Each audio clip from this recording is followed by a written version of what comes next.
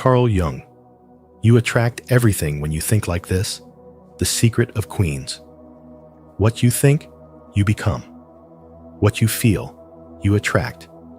What you imagine, you create.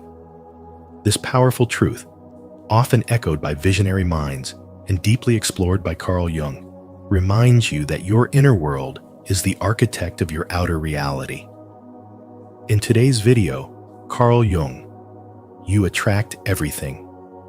When you think like this, the secret of queens, we're going to uncover the mindset that empowers you to rise with clarity, confidence, and personal sovereignty. As you listen, I encourage you to reflect on your own experiences. Have you ever noticed how your thoughts shape the people, opportunities, and energy that enter your life? Share your answer in the comments below. And if you're ready to step into a mindset worthy of a queen, stay with us, because this may be the shift that changes everything. 1. The queen mindset is inner sovereignty, not ego. The queen mindset is inner sovereignty, not ego. And this distinction is essential to true spirituality and spiritual awakening.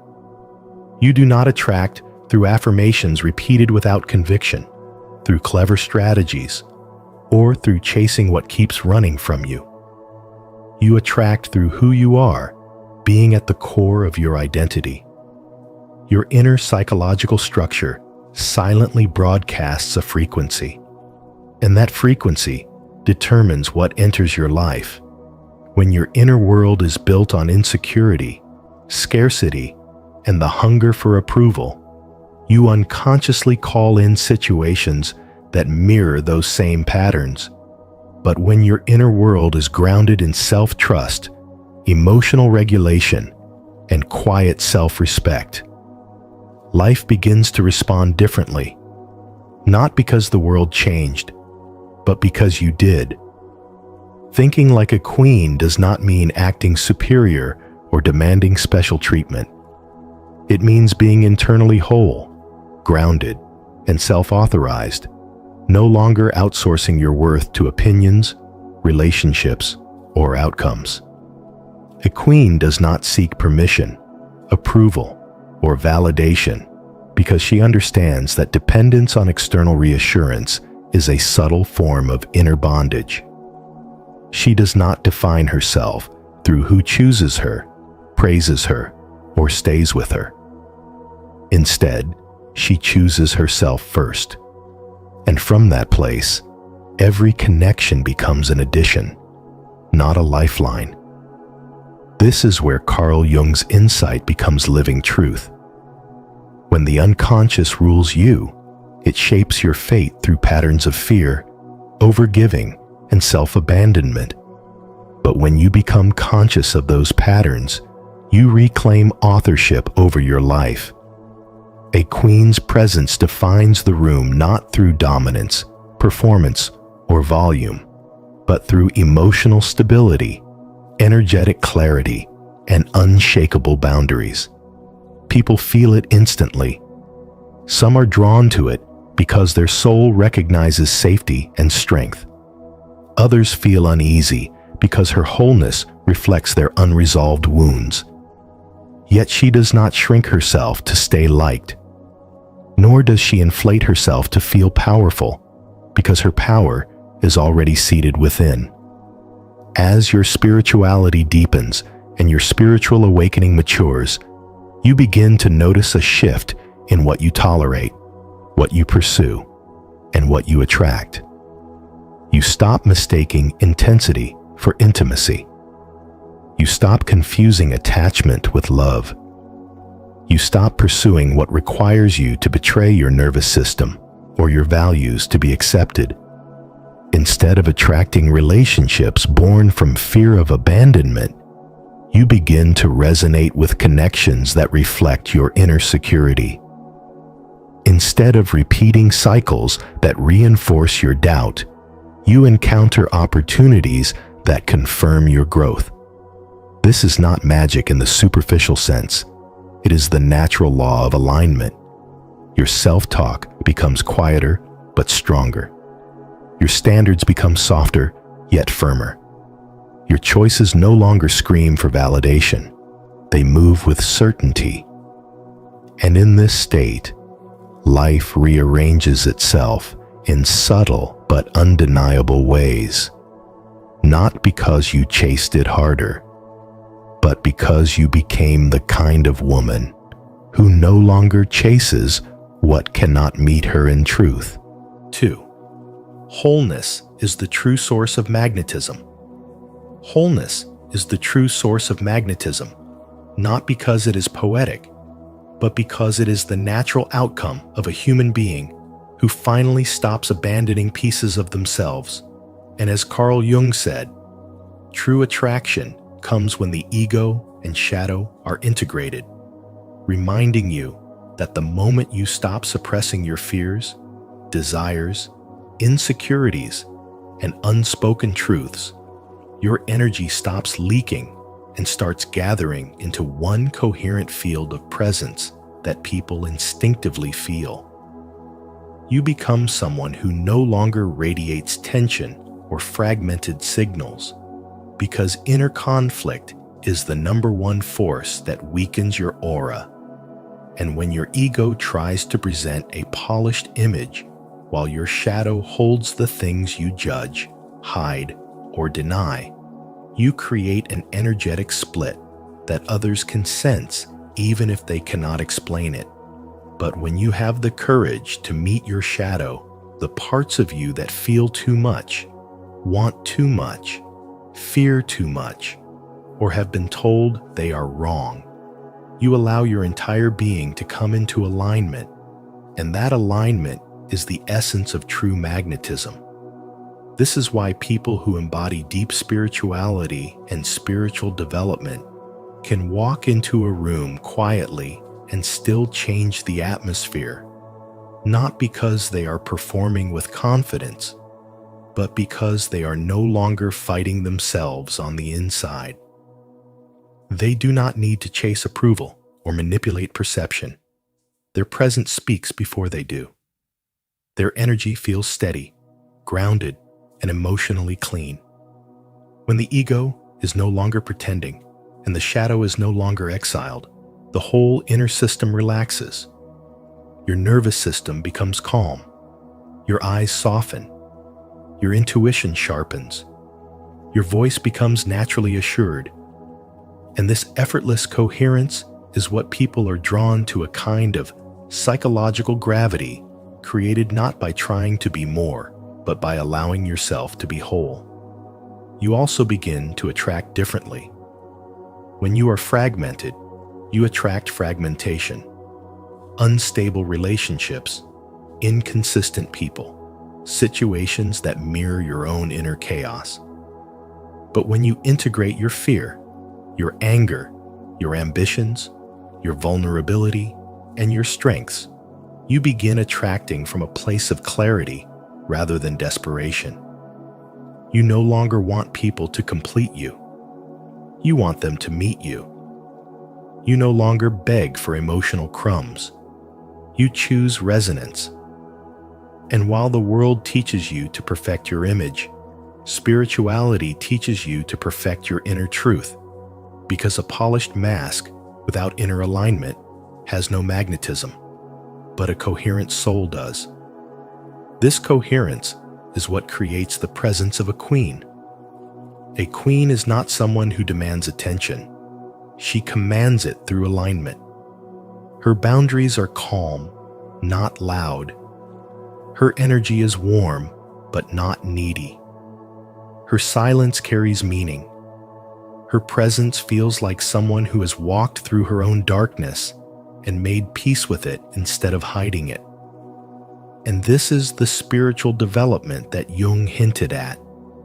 The shift from being controlled by the unconscious to becoming aware of it, integrating it, and leading your life from inner unity rather than inner division.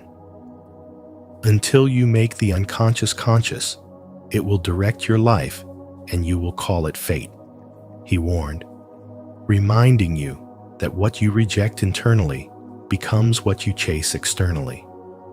The deeper truth is that attraction is not something you perform. It is something you embody when nothing inside you is at war. When your energy is not leaking into fears, pretenses, and self-judgment, it becomes focused, grounded, magnetic. When you stop running from the parts of you that hurt, the parts of you that feel, and the parts of you that want, you step into a power that is not manufactured, it is remembered. And when you become whole, you attract whole experiences, whole relationships, and whole opportunities that reflect the person you have allowed yourself to become. Comment below, I choose wholeness, if you're ready to activate your true magnetism and attract from within. 3. Most people repel abundance through unconscious fear. Most people unknowingly push abundance away, not because they lack potential, but because deep inside they carry an unconscious fear of being seen. And you may feel this in the subtle ways you shrink, hesitate, or silence yourself whenever life tries to expand you.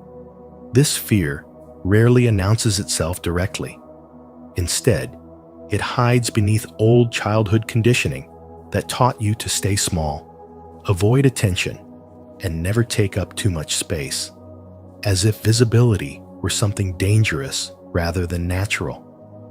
You may not realize it, but the fear of being seen, the fear of taking up space, and the fear of rejection often become the invisible chains that keep you waiting to be chosen, waiting for someone else to grant you permission to step into the light.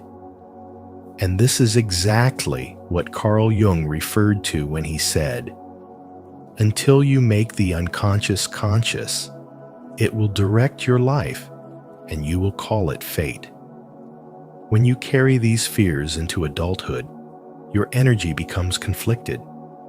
You say you want abundance, but a quiet part of you is terrified that success will bring judgment, that growth will bring abandonment, or that visibility will expose you as unworthy. So you end up sending the universe a mixed signal, one hand reaching forward while the other pulls you back. This contradiction is what spiritual wisdom teaches us to dissolve, because your outer reality always mirrors the truth of your inner world. You may remember being praised in childhood for being agreeable, quiet, or easy to manage rather than bold, expressive, and authentic. And your nervous system learned that safety comes from shrinking, not shining. So now, whenever you think about asking for more, raising your standards, or stepping into a bigger version of yourself, your body responds with old memories of criticism, punishment, or emotional withdrawal, and you hesitate before you even begin. This is how a woman who is powerful at her core becomes conditioned to wait, waiting for reassurance, waiting for approval, waiting for someone to choose her and confirm that she deserves what she desires. But this waiting energy does not attract abundance. It repels it. Abundance responds to the energy of ownership, not passivity, because life expands for the person who expands themselves and contracts for the person who hides. Jung's process of individuation calls you out of this old, childlike posture and into a sovereign one, the posture of a woman who recognizes her inner authority and gives herself the permission she once waited for others to provide. And this is where everything changes, because a queen chooses herself first. Choosing yourself is not ego, it is integrity. It means refusing to apologize for your desires, your brilliance, or your presence. It means no longer making yourself small to soothe other people's insecurities. It means allowing yourself to take up the space that life already intended for you. Great teachers echo this truth across cultures. The ancient proverb reminds us that, as you think in your heart, so are you. And Rumi's words whisper, you were born with wings. Why prefer to crawl through life? These teachings align beautifully with the spiritual wisdom of Carl Jung.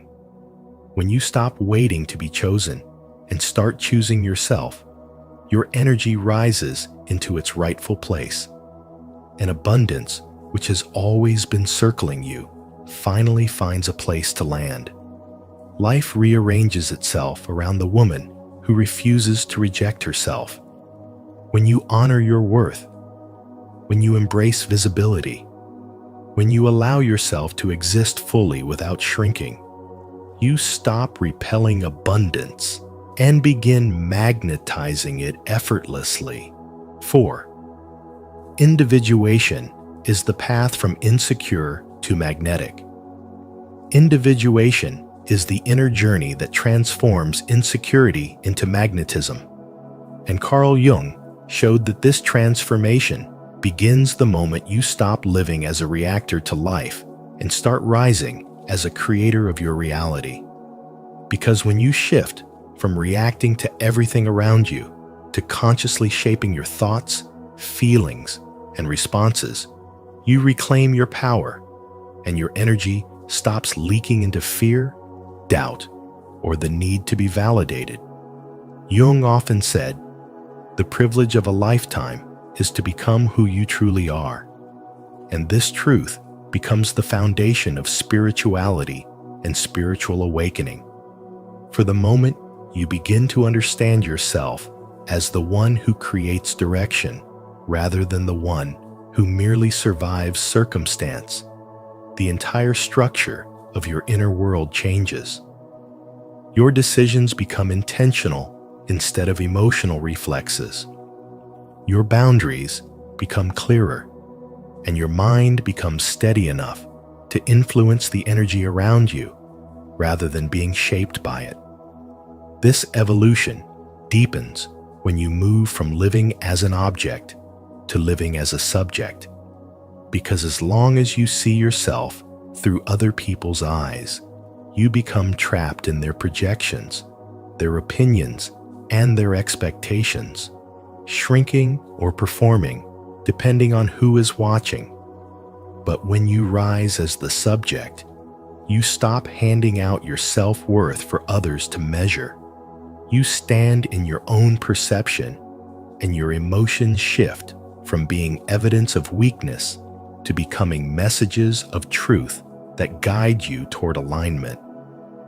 And when this shift takes root, something profound happens. Your nervous system calms, your voice stabilizes, your posture changes, and without forcing anything, people begin to feel your presence in a new way. Not because you are demanding attention, but because your energy is finally centered within you instead of chasing approval outside of you. This leads into the most powerful transformation.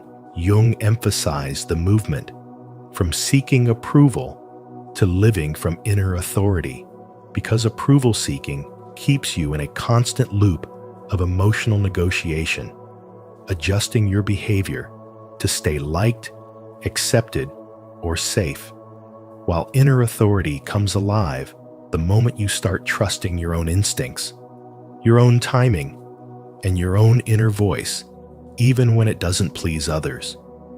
And this is the moment your soul stops asking permission to exist. Jung understood that true maturity begins when you can stand alone without collapsing into loneliness.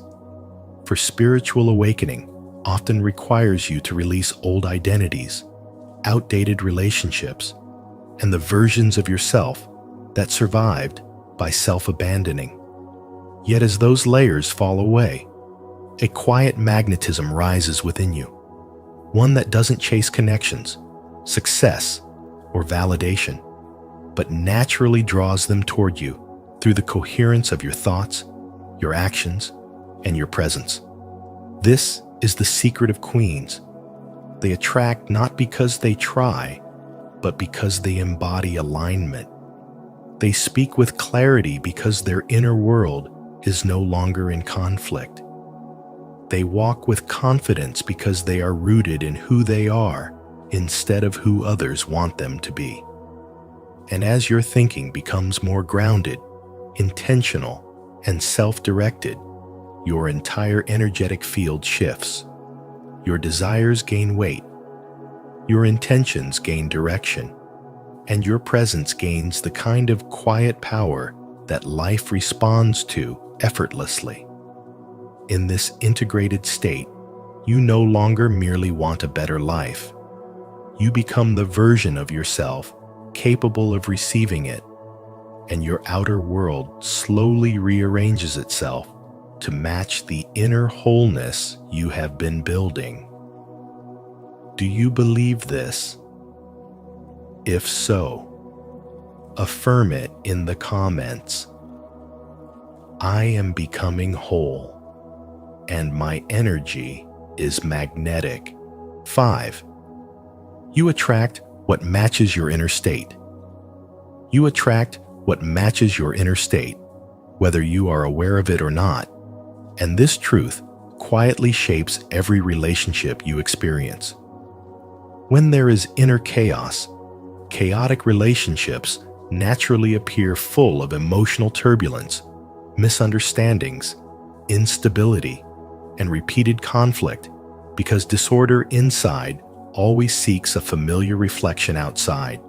When there is inner lack, relationships turn into needy dynamics, where you chase affection, overextend yourself, tolerate inconsistency, and settle for crumbs of attention, all because a hidden belief tells you that you must struggle to be chosen. But when there is inner wholeness, something fundamentally changes. You no longer attract chaos or desperation. You attract respect, emotional safety, and resonant connections that feel balanced and mutual rather than draining. You do not attract what you want. You attract what you are. And that reality can be uncomfortable because it places responsibility back into your own hands.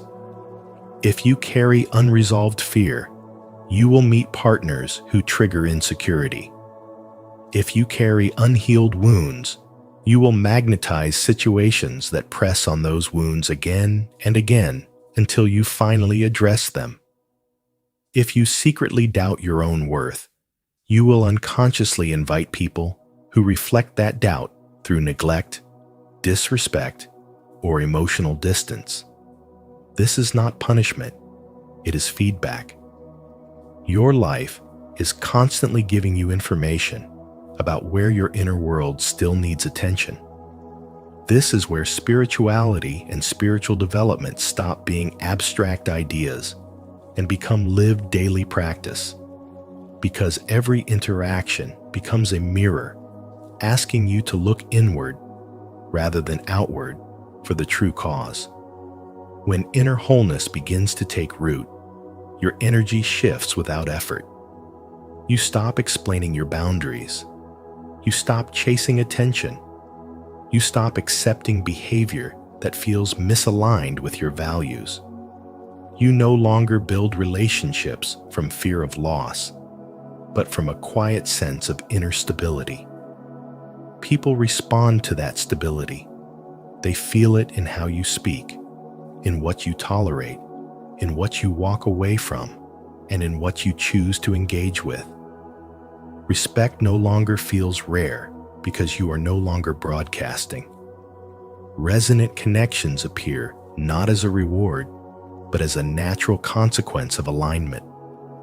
The relationships that remain are not based on anxiety or emotional bargaining, but on shared values, mutual presence, and grounded affection. As your spiritual development deepens, you begin to notice patterns with clarity rather than confusion. You see how every relationship reflects a belief you once held about yourself. You recognize that your nervous system, not just your desires, shapes who you feel drawn to. You realize that healing is not about becoming perfect, it is about becoming honest. And in that honesty, you slowly release the need to be chosen, validated, or rescued. You begin choosing yourself instead. From that place, everything outside starts to reorganize. Chaos fades because it no longer finds a home within you. Neediness dissolves because you no longer believe you are empty. Wholeness expands because you finally understand that what you were seeking in others was something you were meant to cultivate inside first. 6. Presence is more powerful than effort. Fear is always asking the same anxious question, what if I'm rejected? While presence answers with quiet, unshakable certainty, I am here. And it is this silent confidence that changes rooms, relationships, and opportunities without force or struggle. Because true influence is not born from trying harder, but from standing more fully in who you are. And this is where spiritual wisdom becomes practical rather than abstract, as Carl Jung revealed when he taught that what remains unconscious will quietly rule your life as fate, meaning that when you are not present, your fears lead, but when you are present, your truth leads. And people do not meet your effort. They meet your state of being long before they hear your words. When you walk into a space trying to prove yourself, that tension is felt. But when you enter, simply grounded and aware, something in the atmosphere shifts. Because presence carries authority without aggression and strength without defense. And as Maya Angelou so perfectly expressed, people may forget what you say, but they never forget how you made them feel. And presence is what creates that unforgettable feeling, because it is not performance, it is embodiment.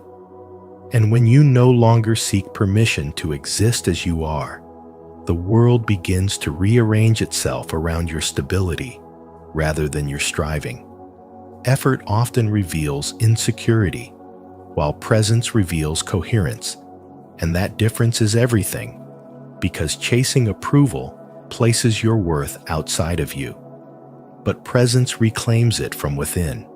And this is why Carl Jung insisted that wholeness begins when you stop fighting parts of yourself and start integrating them. Because the moment you no longer need validation to feel complete, you become magnetic without trying.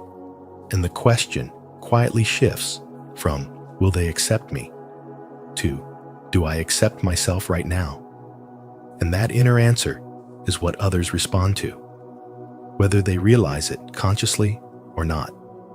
Presence also transforms rejection itself, because when your identity is rooted in awareness instead of approval, rejection no longer defines you.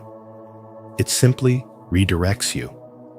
And this is the hidden power of saying, I am here, without explanation or justification, because it establishes a boundary of self-respect that does not argue or beg. It simply exists. And that existence speaks more loudly than any attempt to persuade, impress, or control. Which is why the most powerful people in any room are almost never the loudest. They are the most anchored. The secret of queens is not domination, noise, or visibility, but stability, dignity, and calm gravity. Because true royalty is an inner posture, not an outer display. And when you embody presence, your relationships change because you no longer approach others from lack. Your opportunities shift because you no longer vibrate desperation, and your path becomes clearer because you are no longer running from yourself. And as ancient teachings from east to west remind us, When you let go of who you think you must be, you begin to become who you truly are. The greatest transformation happens the moment you stop asking, "What if I fail?" and gently rest in, "I am here." Because that statement does not demand certainty about the future.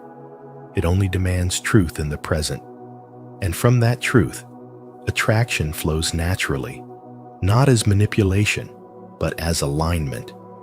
And this is the heart of Carl Jung's spiritual wisdom in real life. When you become consciously present, life no longer feels like a battle you must win, but a rhythm you finally begin to move with. If this message resonated with you, like the video, subscribe to Spiritual Wisdom, and turn on the notification bell so you never miss content like this. And if you're ready to embody true presence, type in the comments, "I choose to be fully present." 7. Shadow integration unlocks real power. Your anger, ambition, grief, and intensity are not flaws to be erased, but powerful forces waiting to be understood. And in the journey of spirituality and spiritual awakening, this realization becomes a turning point where you stop running from yourself and start standing in your truth. For so long, you may have been taught to suppress what feels too much, to quiet your fire in order to appear peaceful. Yet, as Carl Jung warned, one does not become enlightened by imagining figures of light, but by making the darkness conscious. When you deny your anger, it does not disappear. It simply finds hidden ways to control your reactions. When you reject your ambition, it turns into self-sabotage. When you bury your grief, it hardens into emotional distance. But the moment you acknowledge these forces without fear or shame, they begin to transform from inner enemies into sources of strength, clarity, and drive. A queen is both gentle and fierce, and this balance is not a fantasy, but a psychological necessity. If you only allow yourself to be gentle, you become easily overrun by the needs and demands of others. If you only live in fierceness, you risk becoming rigid, cold, and isolated. True power is born in the union of these qualities, where softness does not mean weakness, and strength does not require cruelty. When you integrate your shadow, your anger teaches you where your boundaries have been crossed. Your ambition reveals where your soul longs to expand. Your grief shows the depth of your capacity to love, and your intensity becomes the fuel that keeps you unwavering on your path. What once created chaos within you begins to form a disciplined inner fire that no longer lashes out blindly, but moves with precision and purpose. Shadow integration does not mean indulging every impulse. It means understanding what each impulse is trying to tell you. When you stop pretending that you are always calm, forgiving, and detached, you reclaim the energy that was being wasted on denial. Instead of exploding at the wrong time or shrinking when you should stand tall, you begin to respond consciously. This is what Jung meant when he said, "Until you make the unconscious conscious, it will direct your life and you will call it fate." When your shadow remains unseen, it silently shapes your relationships, your choices, and even your sense of self-worth. When you bring it into awareness, you regain authorship over your own life. As this inner integration deepens, your outer world begins to shift in subtle but undeniable ways. You stop chasing validation because you are no longer at war with yourself. Your presence changes because it is no longer fragmented. There is a quiet authority in the way you speak, in the way you listen, in the way you choose. People feel the difference even if they cannot explain it. This is the magnetism that comes not from charm or performance, but from wholeness. You are no longer trying to be only light or only strong. You are anchored in the full spectrum of who you are. In relationships, this integration alters everything. You stop confusing attachment with love and control with security. A queen does not beg to be chosen, nor does she harden her heart out of fear. She stands in self-respect and allows only what resonates with her truth to remain. Your boundaries become clear without being harsh, and your compassion becomes deep without being self-sacrificing. The more you stand in this balanced power, the less you tolerate dynamics that drain your life force, and the more you naturally attract connections that honor your depth instead of exploiting it. This is why shadow integration unlocks real power. It ends the inner civil war, where parts of you were fighting for dominance or survival. When anger, ambition, grief, and intensity are seen, honored, and guided, they no longer sabotage your life from the shadows. They become disciplined allies that sharpen your intuition, strengthen your discernment, and anchor your sovereignty. In this state of inner union, you no longer attract from fear, lack, or fragmentation, but from coherence, self-trust, and embodied authority. And that is the essence of becoming both gentle and fierce at once. 8. True love comes from fullness, not rescue. True love comes from fullness, not rescue. And this single truth quietly redefines everything you once believed about love, attachment, and attraction. Because the moment you stop trying to save others, you begin to save yourself from the slow erosion of self-worth that comes from overgiving, over-functioning, and over-explaining your value. A queen does not save people, not because she lacks compassion, but because she understands that every soul must carry its own lessons. And when you interfere with someone's pain, you also interfere with their growth. You may think you are offering love, but often you are only postponing their awakening while draining your own energy. Real love does not rescue. It respects the journey. And this shift alone is a profound step in spirituality and spiritual development, where you learn the sacred difference between support and sacrifice. A queen does not interfere with lessons because she trusts the intelligence of life itself. She understands that discomfort is not cruelty, failure is not punishment, and loss is not abandonment, but precise tools through which consciousness sharpens itself. When you stop intervening, you stop entangling your destiny with outcomes that were never yours to control. You free yourself from emotional overinvestment, from anxious attachment, from the illusion that love must be proven through suffering. This is where your inner authority is born, not from dominance, but from deep self-regulation. And as Carl Jung taught, until you make the unconscious conscious, it will direct your life and you will call it fate.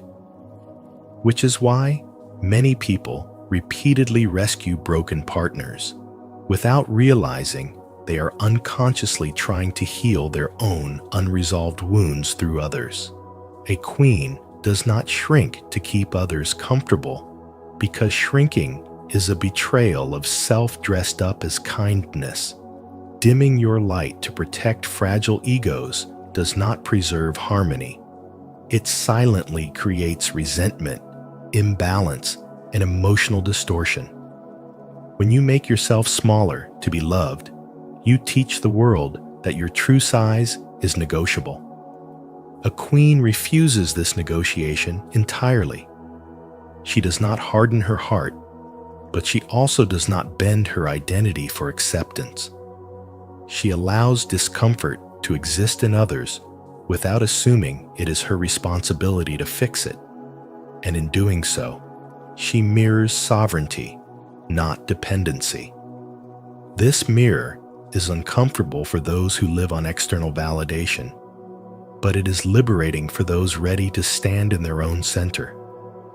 When you stop rescuing, stop interfering, and stop shrinking, your entire relationship to attraction shifts. You no longer pull people through need, longing, or emotional hunger, but through coherence, stability, and depth. What you attract begins to match what you are, not what you lack. You stop drawing dependent connections because you no longer vibrate from dependency. You stop attracting emotional chaos because your nervous system is no longer addicted to intensity as proof of love. You stop confusing attachment with devotion and struggle with passion. This is the silent recalibration where spirituality moves from theory into embodiment, and spiritual development becomes visible not in words, but in boundaries, nervous system calm, and the quality of people who can now reach you. The message that remains is precise and uncompromising. Stop saving those who must save themselves. Allow lessons to complete their work without interference. Refuse to shrink your truth to preserve false peace. Choose fullness over rescue, sovereignty over dependency, and self-respect over emotional bargaining.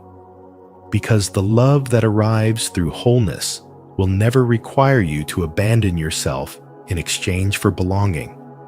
If this message on true love and inner fullness resonated with you, don't forget to like, subscribe, and share your thoughts in the comments below. Let's continue growing in spiritual wisdom together. 9. The crown is remembered, not earned.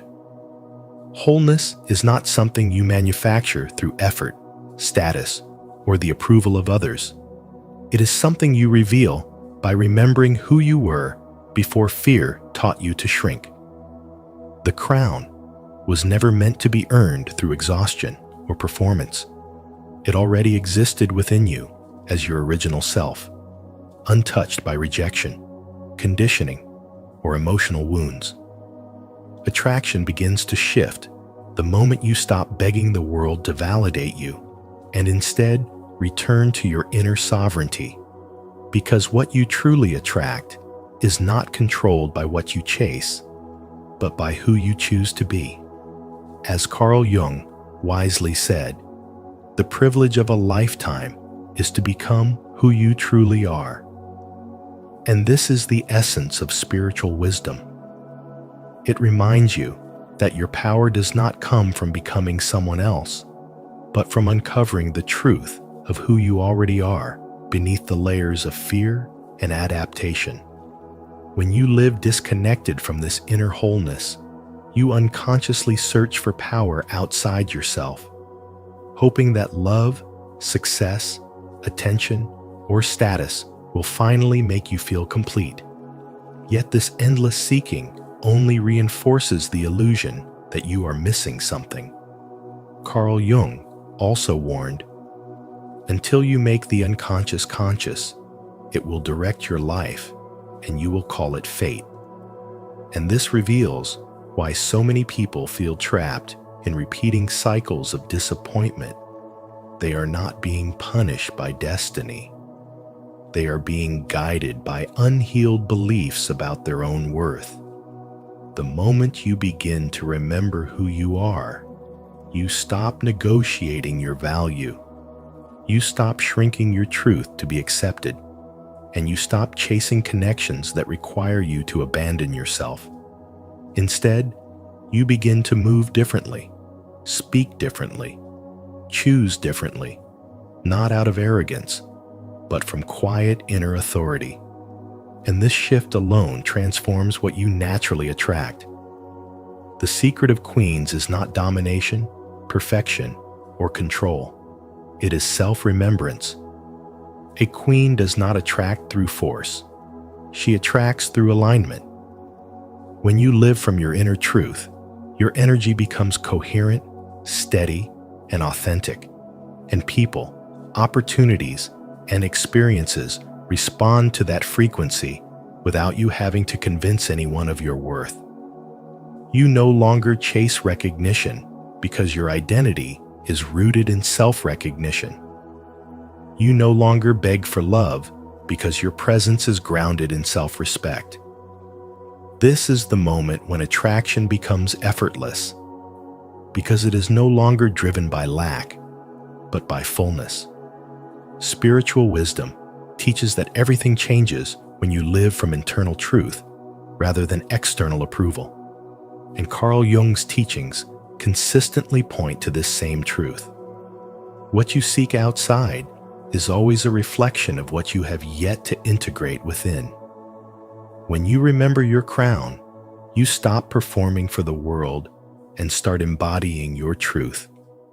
And from that place of wholeness, life responds, not because you demanded it to, but because your inner world has finally come into alignment with your outer reality. In the end, Carl Jung reminds us that the world does not respond to what we want. It responds to what we are.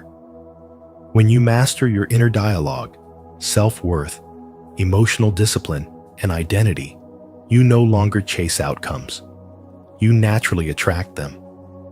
This is the true secret of queens.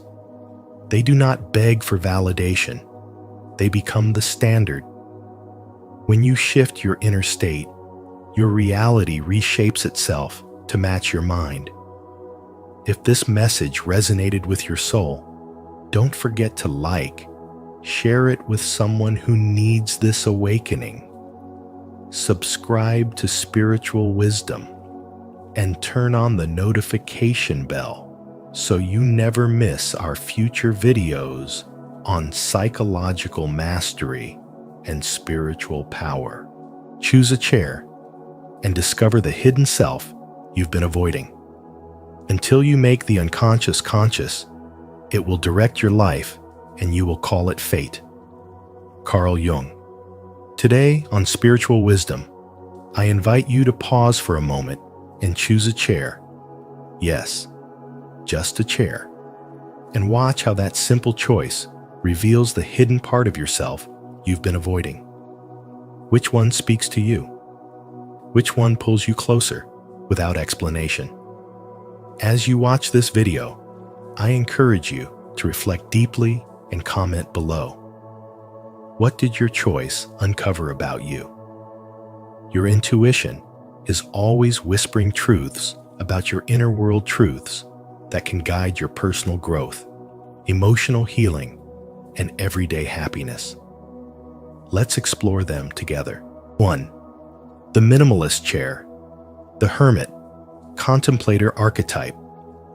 When your attention is drawn to the minimalist chair, it reveals the hermit or contemplator archetype within you, an energy shaped by your deep craving for peace, simplicity, and emotional stability. This attraction is never accidental. It comes from a soul that has learned through experience that quiet is not just pleasant, but necessary. Often, those who choose this chair grew up in environments marked by unpredictability, emotional suppression, or subtle chaos, where the loudest storms were the ones no one talked about. In those early years, silence became your refuge, order became your safety, and self-reliance became the only reliable ground beneath your feet. These patterns didn't form overnight. They were shaped by years of learning how to stay calm when the world around you wasn't, how to minimize your presence to avoid conflict, and how to build inner stability when external stability was never guaranteed. From this foundation, the hermit archetype emerged with remarkable strengths: deep introspection, emotional sensitivity, and a natural ability to perceive the truths that others overlook. You carry a clarity that comes from observing rather than reacting, from understanding rather than absorbing, and from sitting with your emotions long enough to hear what they are trying to tell you. This is a gift of spirituality that reveals a soul already walking the path of spiritual awakening, one who finds meaning in stillness and wisdom in simplicity. The minimalist chair symbolizes your quiet power, the part of you that knows inner peace is not something found, but something built, choice by choice, breath by breath, moment by moment. But even this gentle archetype carries a shadow. The same instinct that protects you can also isolate you. Your love of solitude can slowly become emotional distance. Your desire for calm can turn into a fear of intensity. And your deep need for stability can make you avoid situations where you cannot predict the outcome or control the emotional temperature. This is where the hermit's shadow whispers its subtle question. Are you truly choosing peace? Or are you using peace as a way to hide from chaos, both the chaos of others and the unresolved chaos within yourself? Carl Jung often reminded us that the parts of ourselves we avoid become the very things that silently rule us. And this chair invites you to bring those hidden fears into the light. The minimalist chair does not expose a flaw. It reveals a crossroads. It shows you where your strength meets your vulnerability, where your clarity meets your hesitation, and where your longing for stillness meets your fear of emotional unpredictability. The chair asks you to look at your inner world with honesty. Are you preserving your peace or protecting yourself from wounds you have not yet addressed? Are you resting or retreating? Are you choosing calm or avoiding intensity because intensity once hurt you? With this awareness, the hermit archetype becomes not a place to hide, but a place to grow. It invites you to expand your emotional capacity, to trust your resilience, and to allow yourself to experience depth without fear of losing control.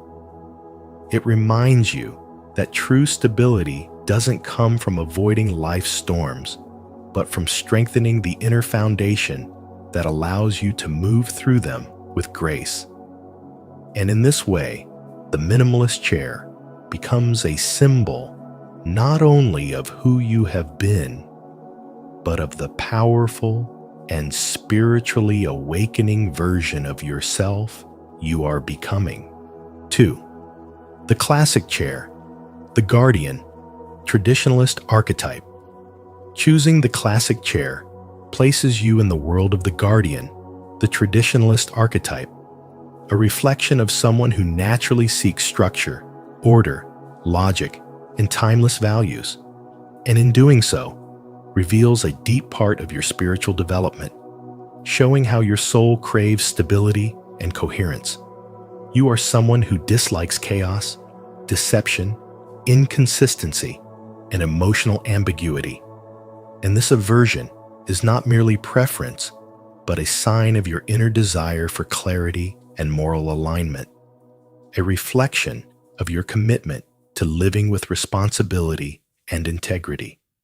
Perhaps your upbringing involved strict rules or lacked stability, leaving you with a need to create order in your own life. This effort to establish predictability demonstrates both wisdom and resilience, qualities that others admire and trust as they sense your steady presence and your ability to navigate life with moral clarity and depth. Yet every strength carries a shadow. Your love of structure can sometimes turn into control issues, and your fear of unpredictability may prevent you from embracing experiences that could expand your soul. Fear of vulnerability can make you cautious in relationships and hesitant in situations where openness is required. And this tension between safety and growth becomes a pivotal point in your spiritual development. The hidden question you must face: do your rules protect you, or do they imprison you? Is a profound prompt for self-reflection, asking you to examine whether the boundaries you set serve your growth or limit it. Recognizing this allows you to approach your life with both discipline and flexibility, balancing responsibility with the courage to embrace uncertainty. Your path demonstrates that the guardian's gifts of responsibility, moral clarity, wisdom, and depth are meant to guide not only yourself, but also others, showing the way through your steady example, while your shadow offers lessons in surrender and trust. The challenge is to allow your rules and principles to be tools of empowerment, not barriers to your own freedom, and to integrate discipline with compassion and openness. In doing so, you align your choices with a higher sense of purpose, using structure as a foundation for spiritual growth rather than as a cage. This integration nurtures both your inner strength and your capacity for authentic connection, offering a pathway toward a life where clarity, stability, and moral integrity coexist with adaptability, vulnerability, and deeper spiritual awareness. 3. The cozy chair, the sovereign, protector archetype.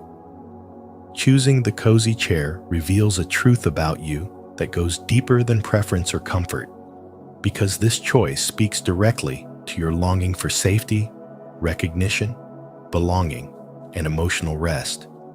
It echoes the quiet part of you that has always wanted a place where you could finally put down your guard and feel held without conditions.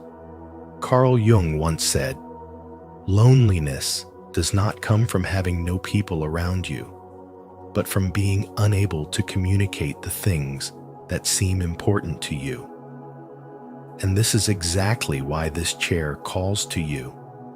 It mirrors the emotional world you've learned to protect, the wounds of being rejected, dismissed, or loved only when you were convenient, obedient, or impressive.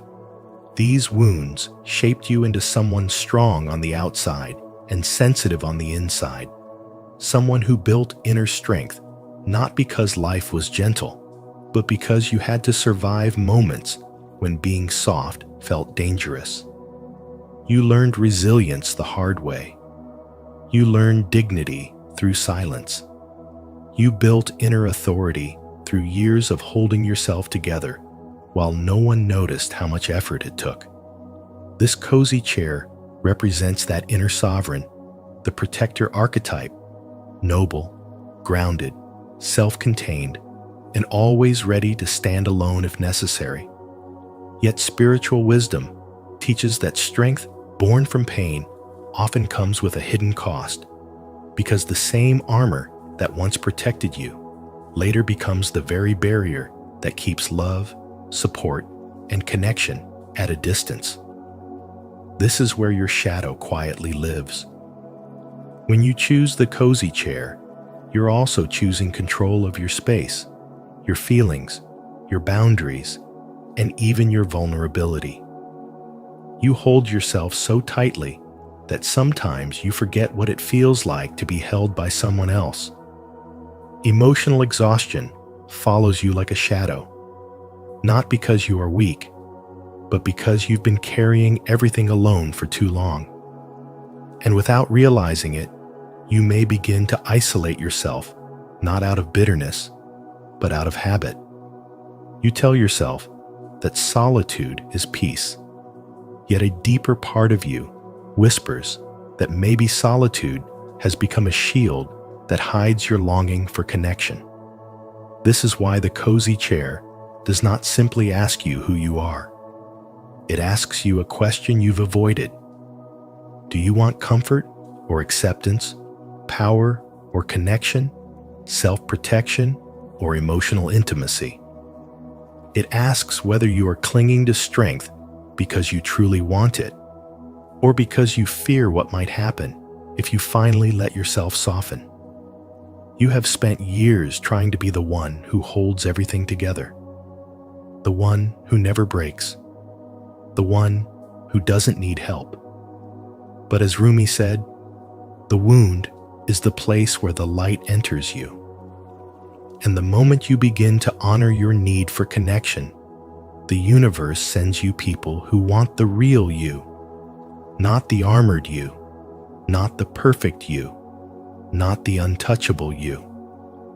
The cozy chair shows you that your greatest transformation begins when you allow yourself to be both strong and open, both sovereign and receptive, both powerful and emotionally honest.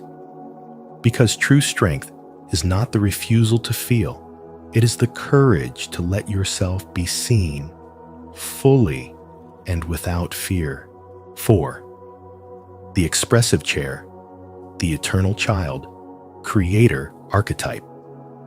When you are drawn to the expressive chair, you are revealing a part of yourself that has always longed to breathe freely, because at your core, you crave freedom, creativity, authenticity, and emotional expression in a world that has often told you to quiet down, shrink yourself, or soften your colors. This choice reflects the eternal child and creator archetype within you, the inner spark that still believes life is meant to be felt, explored, and expressed with vivid honesty, acting as a reminder that your soul speaks through art, emotion, movement, and imagination. You've likely been judged as too much, too emotional, too colorful, or too dramatic. Yet the fact that you still gravitate toward this expressive seat shows a truth you can't deny. A piece of you refuses to let your light be dimmed, no matter how many times others tried to tame the beauty of your wild spirit. This archetype gives you a strength that many people secretly envy. Your originality, your inner magic, your emotional vibrancy, your ability to turn ordinary moments into meaning, and your natural gift for sensing the emotional energy beneath the surface, making you someone who can transform pain into poetry and silence into creativity. And even though this sensitivity is part of your power, it is also part of your spiritual awakening, because it teaches you to interpret the world not just through logic, but through intuition, symbolism, and the subtle language of the heart. Yet every strength carries a shadow, and the shadow of this expressive soul is the fear that silence might expose wounds you've spent years covering with colors, jokes, creativity, or constant movement. You may use art or emotional performance as a shield, filling your days with noise so you don't have to feel the ache of loneliness, rejection, or the fear of being unseen. There is a part of you that worries that if you ever stop shining so brightly, people might stop noticing you altogether, not because you want attention, but because you long for recognition, the kind that sees your soul, not just your expression. This is where the powerful, hidden question of the expressive chair emerges and asks you to look inward. Is your expression an act of self-love, or is it a shield you built to survive? If it is rooted in love, it nourishes you. It aligns with your truth. It feels like a natural extension of who you are. Your creativity becomes a sanctuary rather than a mask, and your emotions flow without overwhelming your identity. But when expression becomes armor, it drains you, leaving you restless, anxious, or endlessly performing a version of yourself that is loud enough to hide the quieter parts you fear will be ignored. And this is where your spirituality guides you deeper. urging you to recognize that the path to spiritual awakening is not about dimming your color or disciplining your emotional nature, but about letting your expression come from wholeness instead of wounds, and allowing yourself to be seen even in your softness, your pauses, your uncertainties. This chair reminds you that your inner child and creator archetype do not want you to disappear into performance. They want you to embrace the full spectrum of who you are, especially when no one is watching. It teaches you that you do not have to shout to be heard, nor exaggerate to be valued, nor entertain to be loved. The expressive chair whispers that your emotions are sacred, your creativity is medicine, and your authenticity is your true power, but only when it rises from self-acceptance rather than self-protection. And the moment you begin to honor your expression as a form of self-love rather than survival, you step into a deeper level of spiritual awakening, where your presence becomes real, your creativity becomes healing, and your soul finally feels seen, even in the quietest room. 5. The resistant chair, the warrior, hermit archetype. The resistant chair reflects the essence of the warrior hermit archetype, revealing a part of you shaped by strength, independence, endurance, and an instinctive need for protection. You are someone who has learned to stand firmly on your own ground, often carrying the weight of your life without asking for help, because past experiences taught you that trust is not something to give freely. You understand, perhaps better than most, that people can disappoint, promises can break, and vulnerability can sometimes lead to wounds that take years to heal. So you built emotional armor quietly, steadily, and with purpose, and over time, this armor became both your shield and your identity, allowing you to rely only on yourself and to survive storms without collapsing. Yet beneath this strength lies a deeper truth. The same armor that protects you also creates distance, turning connection into something that feels risky and unfamiliar.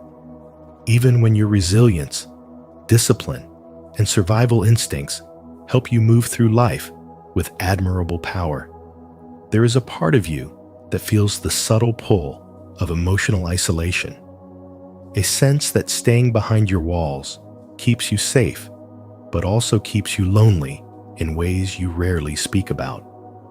Carl Jung said, "Until you make the unconscious conscious, it will direct your life, and you will call it fate." And your choice of this chair reveals an unconscious belief that guarding your heart is the only way to avoid pain. But as you grow in spirituality and spiritual development, you begin to sense that true strength is not about constant defense. It is about knowing when openness is safe, when softness is wise, and when letting someone in does not mean losing control. This archetype invites you to question whether your armor is still serving you, or quietly limiting what your soul truly longs for. You may notice moments when you crave connection, yet instinctively pull back, or times when someone offers comfort, but you dismiss it because receiving care feels unfamiliar. This inner conflict does not mean you are broken. It means you have outgrown the version of yourself that is needed to survive at all costs. Your spirit is now asking you to grow through balance to honor your inner warrior, while allowing your inner human to breathe, feel, and connect. The hidden question, is your armor protecting you or keeping love out, becomes the doorway to your transformation. If you look closely, you will see that your strength is already proven. What your heart needs now is permission to rest, to trust selectively, and to experience connection without fear. Let this awareness guide you forward so that the walls you once built for survival can evolve into boundaries that protect without imprisoning, allowing you to remain powerful without staying alone. 6. Your choice is a message from the unconscious. When you choose a chair in this Carl Jung test, you are having a quiet conversation with your unconscious. Because Jung taught that symbols expose hidden inner truths, and your chair becomes a symbol, a message, and a mirror reflecting the parts of you that normally stay in the dark. The chair you feel drawn to is never random. It speaks to your deepest needs that you rarely admit, your unhealed wounds you try to work around, your psychological defenses that silently protect you, and the archetype shaping your life from beneath the surface. Whether you are pulled toward something soft and comforting, something structured and powerful, something artistic and expressive, or something simple and grounding, that attraction reveals what your inner world longs for right now. Because your unconscious does not speak through logic, it speaks through instinct, imagery, and preference. And none of the choices are good or bad, because each one represents a different doorway into your shadow, your strength, and your true self. Your shadow isn't the dark side people fear. It's simply the parts of you you've pushed away, your sensitivity, your anger, your creativity, your authority, your hidden potential. And these qualities show up in symbolic form when you let your guard down. Jung reminded us, until you make the unconscious conscious, it will direct your life, and you will call it fate. And this test becomes a soft way to bring those unconscious forces into the light without judgment. Maybe your chair reveals that you crave safety and emotional warmth after years of being the strong one. Maybe it exposes how tired you are of pleasing others and how deeply you yearn to take up space. Maybe it shows your desire for structure, stability, and control after a long season of uncertainty. Or maybe it reflects a need for beauty, freedom, and self-expression that you've been suppressing to fit into someone else's expectations. At the same time, your chair exposes the defenses you've built, whether you disappear when things get hard, smooth things over to keep the peace, overperform to earn love, or build walls so no one can hurt you again. And seeing these patterns is where spiritual wisdom begins. In moments like this, self-discovery feels less like a battle and more like a gentle unfolding, because instead of blaming yourself, you begin to observe yourself with honesty and softness. This symbolic choice becomes a gateway into spiritual awakening, helping you understand why you repeat certain patterns, why certain people trigger you, and why you sometimes feel disconnected from your true self. When seen through Jung's teachings, the chair becomes a guide, inviting you to sit more honestly in your own life, to rest where you never allowed yourself to rest, to claim power you once abandoned, to nurture needs you once ignored, and to meet the parts of yourself you have been avoiding with compassion and curiosity. Your choice doesn't define you, it reveals you. And the moment you are willing to look into that mirror, you begin to shift from living unconsciously to living intentionally. You stop mistaking old patterns for destiny and start recognizing them as stories you now have the power to rewrite. In the end, the chair you chose is more than a preference. It is a quiet reflection of your hidden self, the emotions you suppress, and the parts of your psyche that are ready to be acknowledged. Carl Jung taught us that symbols speak when words cannot. And today, your intuition has revealed a truth your mind may have overlooked. If this message helped you understand yourself more deeply, please like this video, share it with someone who might need it, and subscribe to Spiritual Wisdom. Don't forget to turn on notifications so you never miss our upcoming insights. Your journey of self-discovery is just beginning.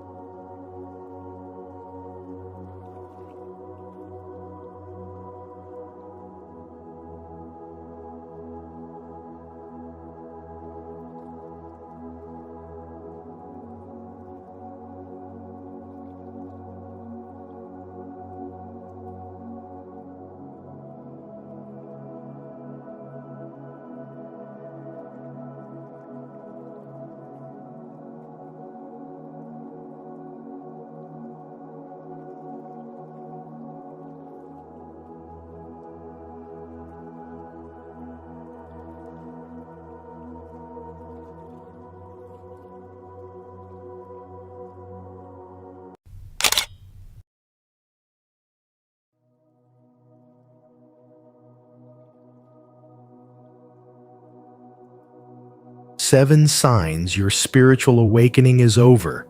It's time to use your powers. Until you make the unconscious conscious, it will direct your life, and you will call it fate. Carl Jung. In today's video on spiritual wisdom, we explore what it truly means when your spiritual awakening has completed, and more importantly, how to step into your next chapter with clarity and purpose. If you've been feeling a shift within, like you're no longer just awakening, but being called to act on your inner growth, this message is for you. These 7 signs will help you recognize when it's time to stop seeking and start living your power. What part of your awakening journey are you in right now? Let us know in the comments. Your insight could inspire someone else on their path. Sign 1. You no longer feel separate from the universe.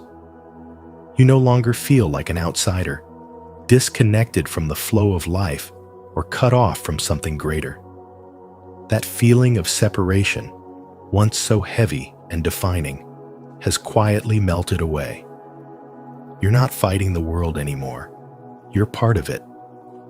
You've stopped resisting change because deep down, you now trust that everything unfolds exactly as it should. This isn't just acceptance, it's alignment. It's what Carl Jung called individuation, the realization that what you were searching for was never outside of you. It was always within, waiting to be remembered. The illusion of separation between you and nature, between you and others, between you and the divine, has dissolved. You sense the unity behind all things. A tree is no longer just a tree. A stranger's eyes are no longer empty. A difficult moment is no longer meaningless. Everything is speaking, and now you have the ears to hear it. There's a calmness in you that wasn't there before. You don't need to control the outcome, because you feel guided by something deeper than logic, by rhythm, by intuition, by a sacred intelligence moving through all things, including you. Carl Jung believed that wholeness arises when we integrate all the hidden parts of ourselves, not when we deny or escape them. That process has happened to you. You've sat with your pain. You've faced your confusion. You've embraced your light and your shadow. And something incredible has happened in return. You've come home to yourself. That home isn't a place, it's a way of being, a way of seeing. It's the moment you realize that the universe isn't out there, it's here, and it's always been. In everyday life, this shows up in small but powerful ways. You stop rushing. You start listening. You become more present with people, even when they're hurting or triggering. You don't take things so personally anymore because you see the bigger picture. Even in chaos, you hold your center. Even in silence, you feel full. Your identity is no longer built on roles, labels, or outcomes. It's rooted in presence. You've stopped trying to become someone, and you've started being yourself, fully and unapologetically. This shift is not just a spiritual idea, it's a lived transformation. A woman once shared that after years of trying to fix her life, something changed. She stopped forcing answers and started paying attention to the stillness. One afternoon, sitting alone, she felt everything around her, trees, wind, and light suddenly come alive. Not through words, but through being. She realized she wasn't alone, never had been. That moment wasn't dramatic, but it changed everything. That's what it's like when the separation fades. You stop asking for signs and start living as the sign. You've reached the point where your awakening is no longer about seeking. It's about embodying. You carry the spiritual wisdom of someone who has returned from the depths, not with noise, but with knowing. You've stopped needing to be chosen because you know you were. And now, it's time to use what you've become. Are you starting to feel deeply connected to the universe and all that is? If this resonates with you, comment below. I am one with the universe, to affirm your spiritual awakening and inspire others to embrace their divine connection too.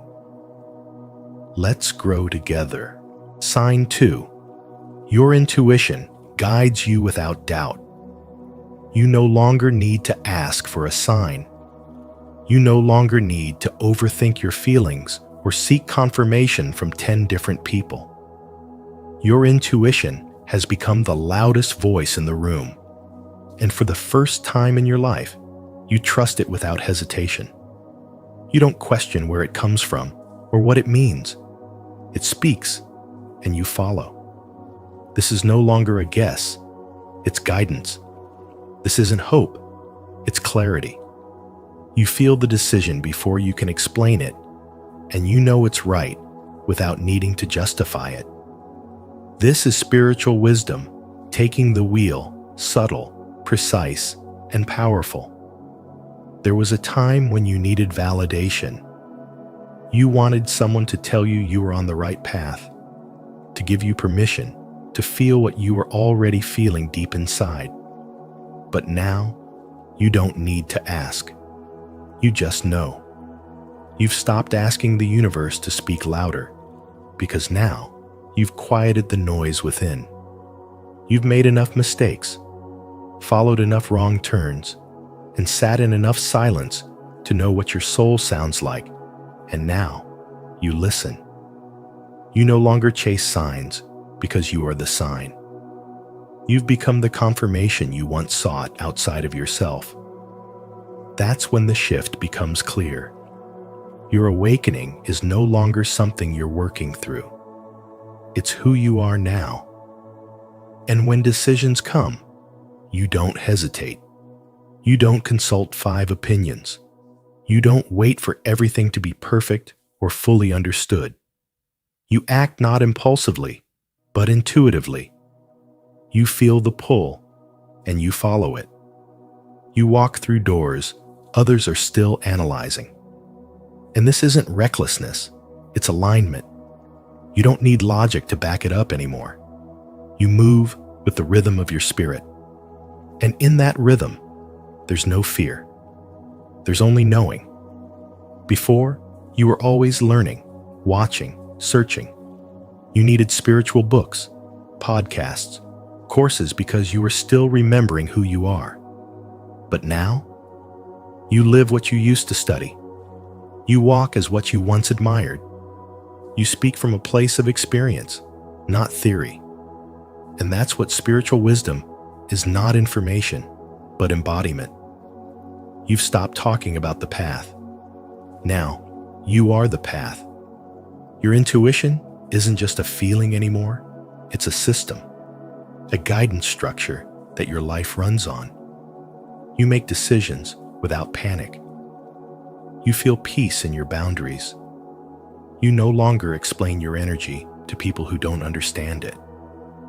Your life has become a reflection of your inner knowing, and that knowing is crystal clear. You've stopped performing for the world because you've already been approved by something higher. You no longer wait for the green light. You are the green light. Even your timing has changed. You no longer force things to happen. You trust when things pause, when doors close, when silence stretches longer than expected. You recognize the divine rhythm at work, and you don't need to rush it because you're in sync with something deeper. The void no longer scares you, it steadies you. The uncertainty no longer shakes you, it sharpens you. You're not just spiritually curious anymore, you're spiritually calibrated. Now, your yes is rooted in alignment. Your no comes from clarity, not guilt. You don't need long explanations or drawn-out apologies. You're not here to convince anyone, you're here to follow the truth. And that truth speaks through your intuition, clear and constant, like a compass that never wavers. Every moment, every choice, every shift in direction, it's all coming from within. There's no fear in that, only power. And this power doesn't shout, it doesn't need to. It simply is. You carry it in how you move, how you speak, how you choose. This is the sign that your spiritual awakening is over. When you no longer search for alignment, you are alignment. Your intuition has become your lifestyle. Your choices are made in wholeness, not in doubt. And your life, slowly and steadily, becomes a mirror of your soul's deepest truth. That is the gift of spiritual wisdom, and now it lives in you. If you're ready to trust your inner guidance and follow your intuition with clarity and confidence, comment below. I follow my inner voice. Let this be your declaration that you no longer seek outside approval. Your soul already knows the way. Sign 3. Material desires no longer control you. You no longer crave the shiny symbols of success that once held power over you. The chase for wealth, the desire to accumulate more, the longing for titles, praise, and possessions, they've lost their grip. What once felt urgent now feels empty. You've looked behind the curtain of materialism and seen that it was never the destination. It was a distraction. What you want now cannot be held in your hands, but must be felt in your soul. Peace, purpose, and deep inner alignment.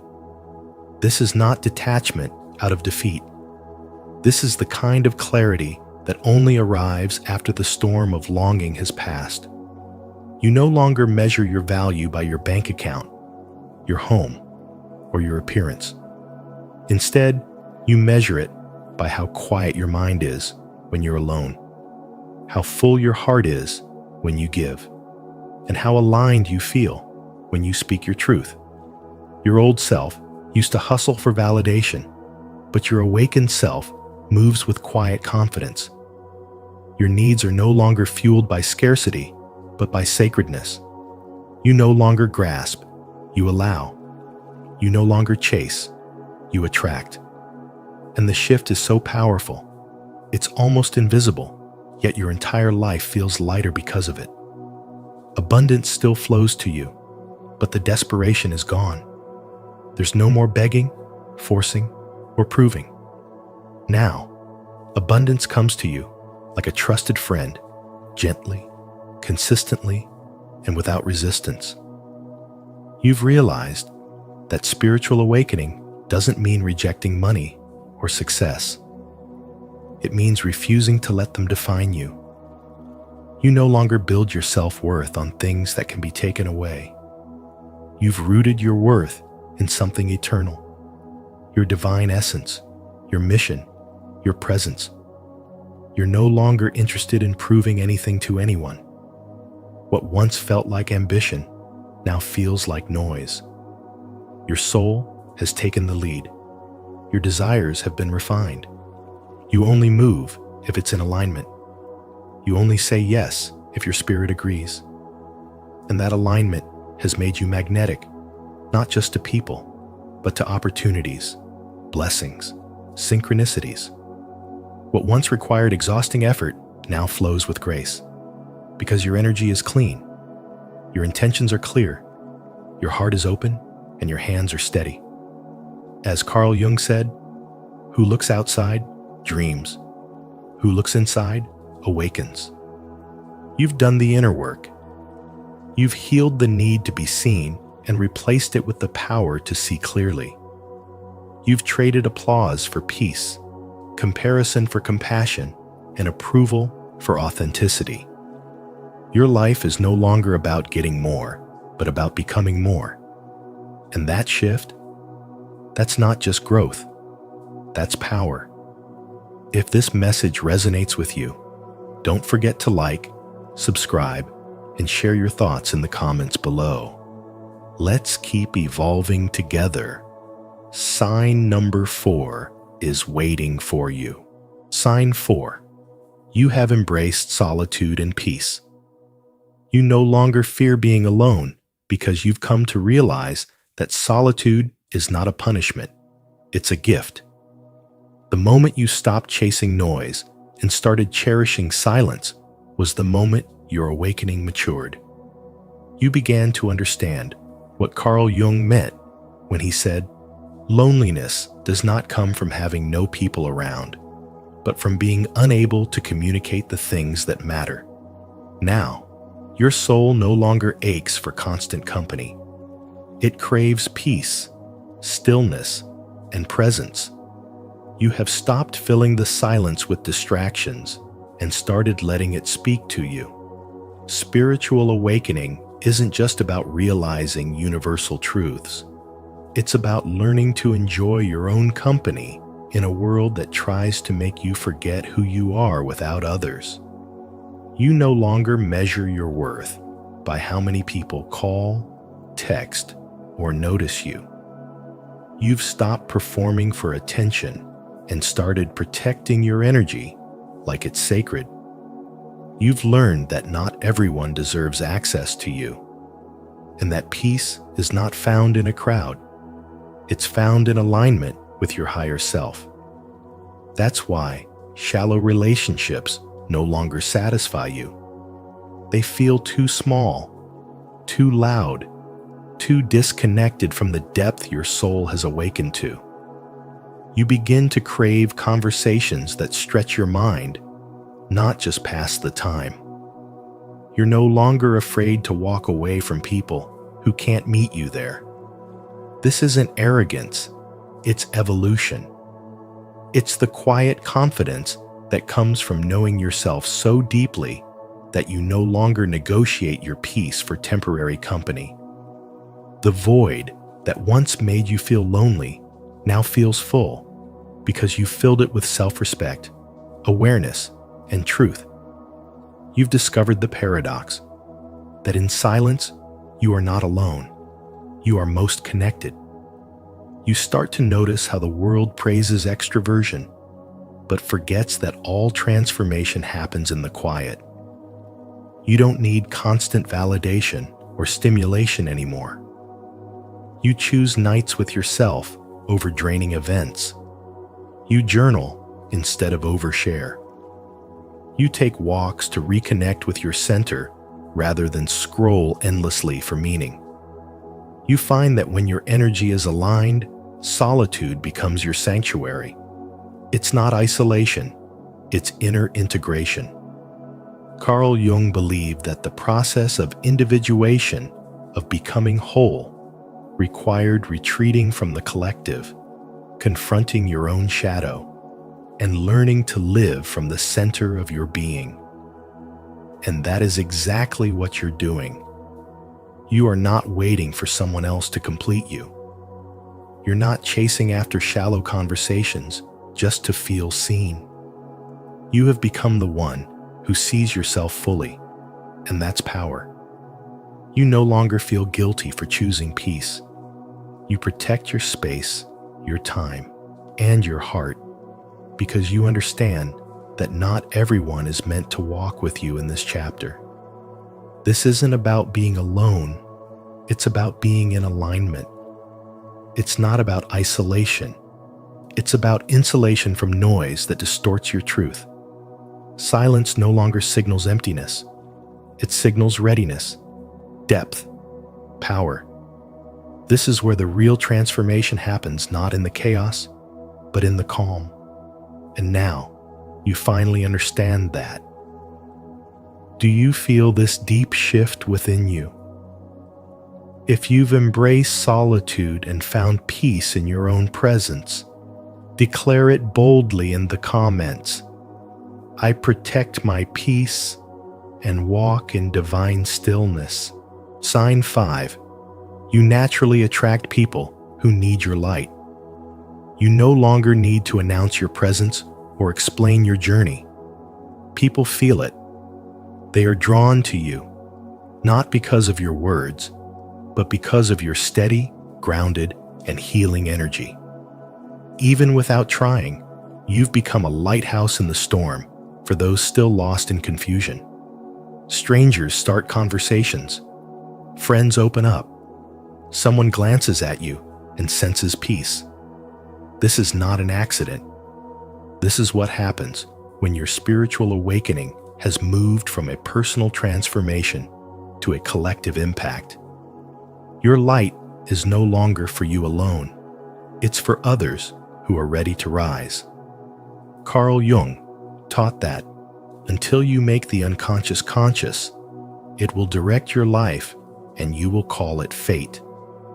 Now that you've done the inner work, facing the shadows, healing the wounds, dissolving illusions, you've shifted your frequency. People can feel that. Without knowing why, they sense that you're safe. They see something in your presence that reminds them of who they could be. And in a world where most are still asleep, your awakened state becomes a magnet for those hungry for clarity, guidance, and truth. You don't need to offer advice. Sometimes your stillness is enough. But just as light attracts, it also reveals. And not everyone is ready for what your energy exposes. You may notice that some people suddenly distance themselves. They might become defensive, critical, even hostile. This is not a reflection of you. It's a reflection of their own unhealed parts. Carl Jung called this the shadow, the unconscious aspects of ourselves we deny or suppress. When your light meets someone else's shadow, it either inspires or threatens. And that reaction has nothing to do with your worth. This is where spiritual wisdom becomes essential. Discernment is no longer optional. It's a requirement. You must learn to tell the difference between those who are genuinely seeking light and those who simply want to feed off it. Being open-hearted does not mean being available to everyone. Your energy is sacred. Protect it. Just because someone is drawn to you doesn't mean they're ready to grow with you. Give your presence, but not your peace. Hold space, but don't lose yourself in it.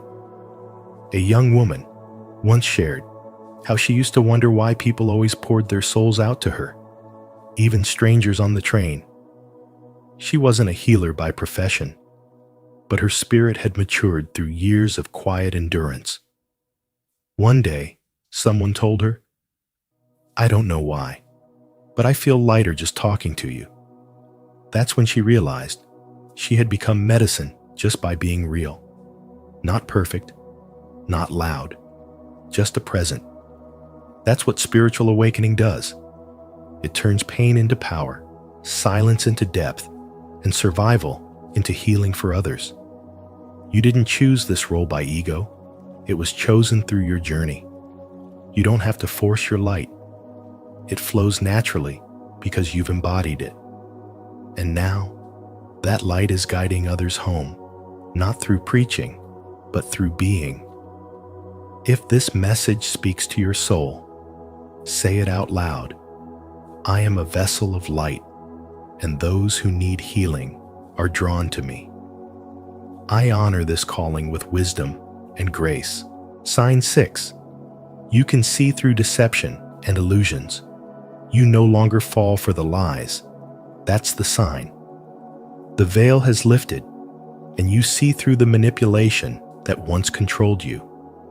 The fear-based headlines, the glamorized illusions, the hollow promises of happiness sold by society no longer seduce you. You've awakened, and with that awakening comes a piercing clarity. It's not just that you recognize deception. You feel it, sense it, and walk away from it with grace. Your spiritual awakening has trained your perception. Now, you see the intention behind the words, the energy behind the actions, and the illusion behind the mask. You no longer believe something simply because it's on the news or because someone in power says it. Your discernment is alive, sharp, grounded, and uncompromising. You understand how deeply conditioned people are to accept fear as truth and control as safety. But you've stepped outside of that. You've stopped outsourcing your thinking. You question the narrative not out of rebellion, but because your soul refuses to live in illusion. And that discernment, that quiet, grounded knowing, has made you immune to fear. You used to get caught in the emotional chaos of others. Now, you observe it without absorbing it. You used to believe the world's definition of success, safety, and love. You define those things for yourself. You can feel when something is off, even if everyone else is clapping for it. You can see through the polished appearance and straight into the energy. You've stopped being impressed by the surface and started being guided by substance. And when people try to manipulate you, you feel it in your gut. You don't need evidence. Your body tells you. Your soul speaks louder than their performance. Carl Jung once said, "Your vision will become clear only when you can look into your own heart." And that's exactly what happened. You went inward, and the world became visible. You're no longer a puppet of culture, media, or fear. You walk in truth, and that truth keeps you steady in a world of shifting illusions. This clarity can feel isolating at times. You see things others don't. You sense energies they ignore. But this is not a burden, it's your power. You're not meant to convince others. You're meant to embody the truth so deeply that your presence itself becomes a disruption to deception. When others are triggered by your calm or your silence, it's because you remind them of a truth they've forgotten. You're not here to argue, to prove, or to explain. You're here to live aligned. That's what makes you untouchable. That's what keeps you free. You don't need to escape the world, you just no longer belong to the illusion of it. And when the world tries to pull you back into its fog, you return to your center. You return to your clarity. You return to your soul. Because once your spiritual awakening strips away illusion, there's no going back, and you wouldn't want to. If this message resonates with your spirit, subscribe and stay connected to a community that seeks truth beyond illusion. Here, we awaken, discern, and rise together in clarity. Remember, you are grounded in divine truth. No fear, no deception can shake you now. Sign 7. You feel a strong call to step into your mission. You no longer feel satisfied with what once excited you. The noise, the distractions, the things that used to fill your time now feel empty, like echoes from a version of yourself that no longer exists. This isn't apathy. This is clarity, a sacred clarity that arises after a long season of inner work, solitude, and shedding illusions. Carl Jung once said, "Who looks outside, dreams. Who looks inside, awakens." And you, after all the seeking, have awakened. But now, something deeper is stirring. It's not a whisper anymore. It's fierce, urgent, undeniable. You feel it in your bones, in your breath, in your spirit. You are being called. The call isn't vague. You are being pulled to teach, to heal, to lead, to build. Not because it's glamorous or profitable, but because it feels unbearable to do anything else. You are no longer able to numb this knowing. There's a shift from waiting for the sign to realizing you are the sign. Everything you've lived through, the grief, the chaos, the nights you thought you wouldn't survive, wasn't wasted. It was preparation. You didn't lose time. You were being forged. And now, that forging is complete. Now, you carry wisdom in your wounds and power in your presence. The old identity is collapsing because the new one is ready to rise. The world will still tempt you with comfort and conformity, but you've outgrown it. You've tasted something real, and nothing else will do. Carl Jung taught that healing doesn't mean becoming perfect, but becoming whole.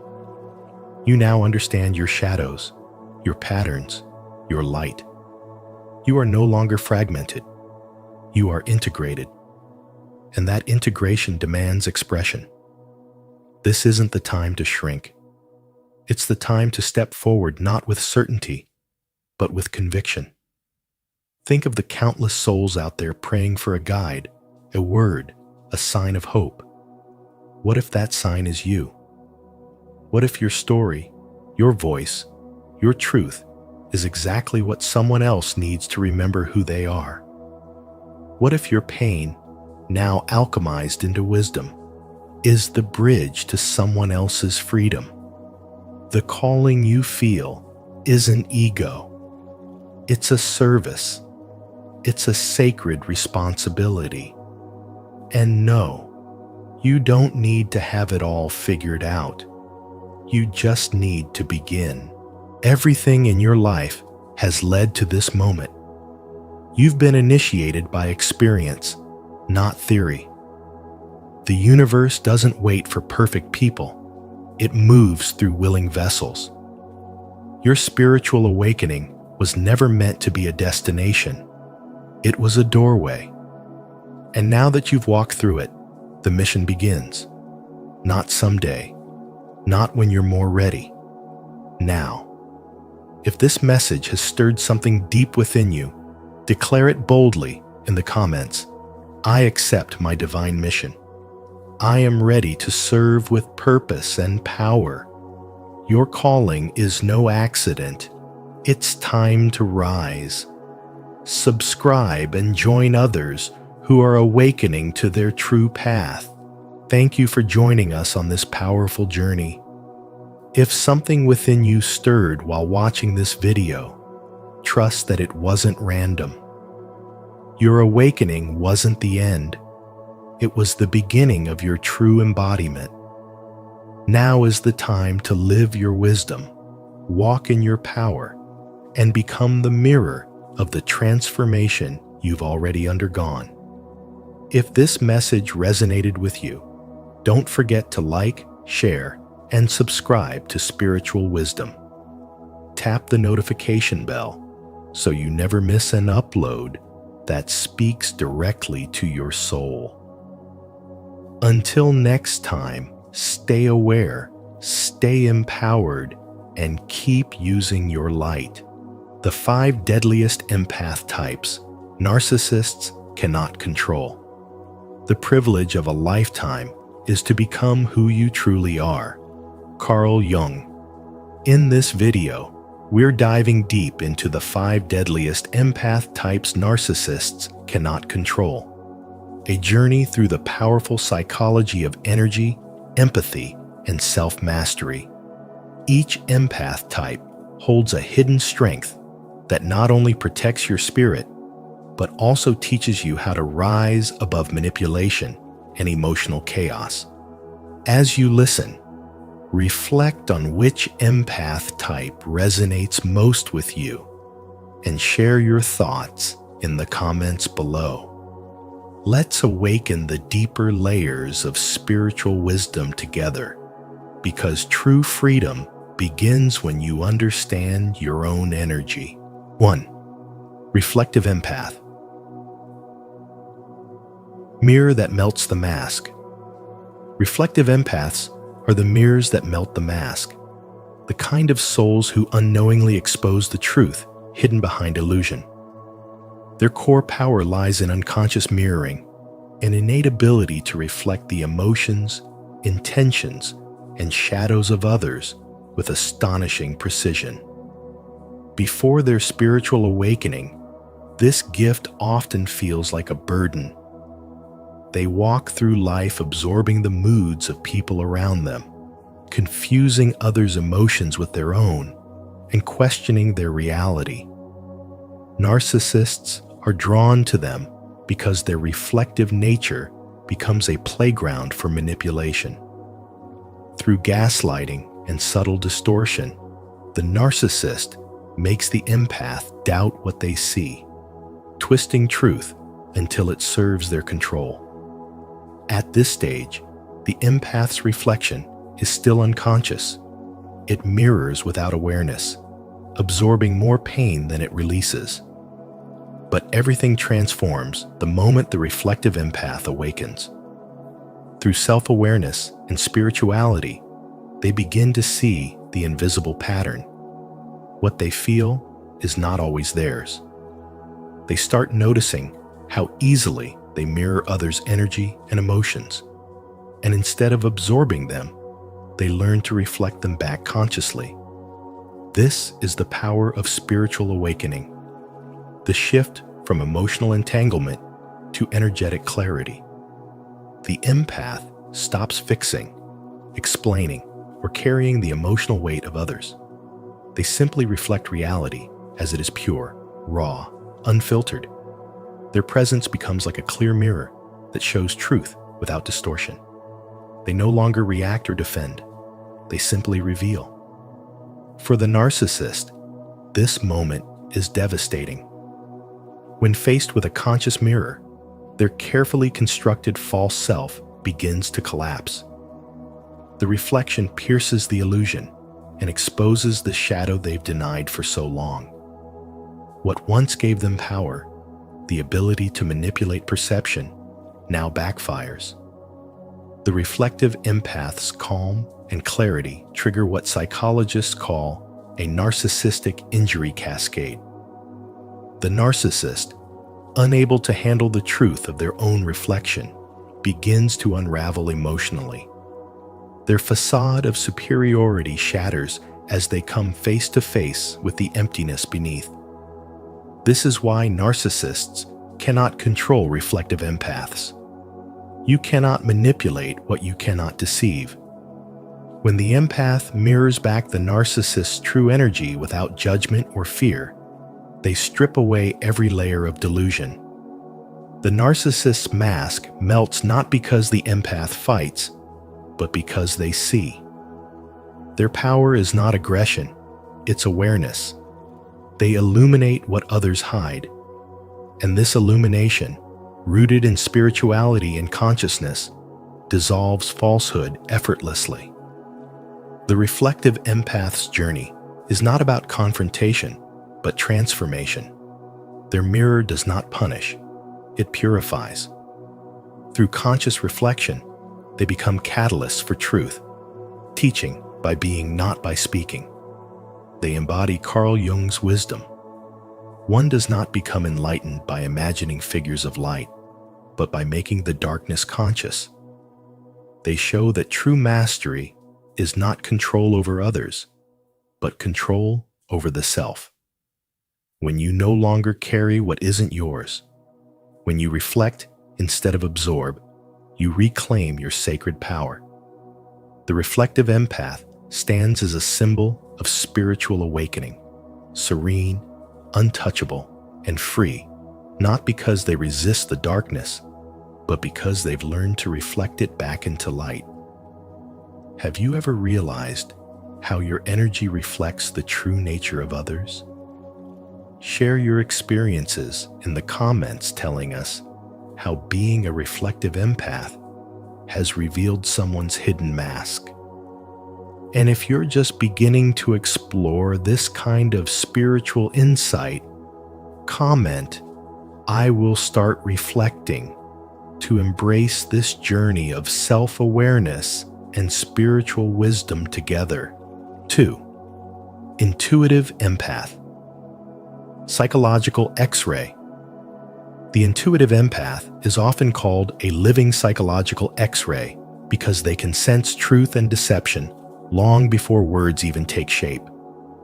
Their body is like an instrument of spiritual intelligence, finely tuned through years of spiritual development and awareness.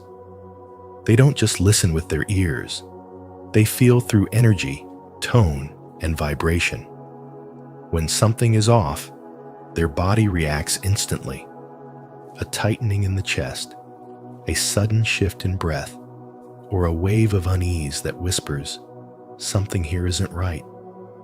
This is their greatest strength and ability to detect manipulation before it's deployed. It's not a theory, but an embodied knowing, the direct result of intuition and spirituality merging into one continuous flow of perception that transcends logic. Yet, this gift comes with its own shadow. The intuitive empath's biggest danger lies in overriding these inner signals with reasoning that isn't truly their own. Narcissists exploit this exact weakness, weaving clever explanations that make the empath question their instincts. They will twist logic to make you doubt what you feel, saying, "You're imagining things," or "You're too sensitive." But remember, sensitivity is not weakness, it's advanced perception. As Carl Jung wrote, "Until you make the unconscious conscious, it will direct your life and you will call it fate." The intuitive empath who learns to trust their bodily wisdom begins to awaken spiritually on a deeper level. They start to see that their intuitive sensations are not irrational. They are sacred signals, guiding them through the fog of deception toward clarity and self-trust. When you learn to trust your inner sensations rather than the manipulative words of others, something remarkable happens. You stop explaining yourself and start observing. You notice how your energy contracts in the presence of dishonesty and expands around authenticity. This awareness transforms into power, and that power is protection. Narcissists cannot control someone who feels truth in their bones because their lies cannot pass through the filter of embodied intuition. They rely on confusion and denial, but your energy reads them like an open book. When words and intentions don't match, you sense the discord instantly. You may not always confront it aloud, but internally, you've already detached your energy from their web. This level of intuitive mastery represents the height of spiritual development, where intuition is not just a feeling, but a language of the soul. Your body becomes your compass, pointing you toward what aligns with your higher truth. Each intuitive hit refines your understanding of people and situations, allowing you to move with grace instead of fear. This is how spirituality becomes practical. It's not about escaping the world, but navigating it with awareness. The intuitive empath's greatest lesson is simple yet profound. Your intuition does not need proof to be valid. It is your direct line to divine intelligence. Trust it fully, and you will never again be lost in someone else's illusion. No narcissist, no manipulator, no deceiver can overpower an empath who is grounded in their body, connected to their intuition, and anchored in their spirituality.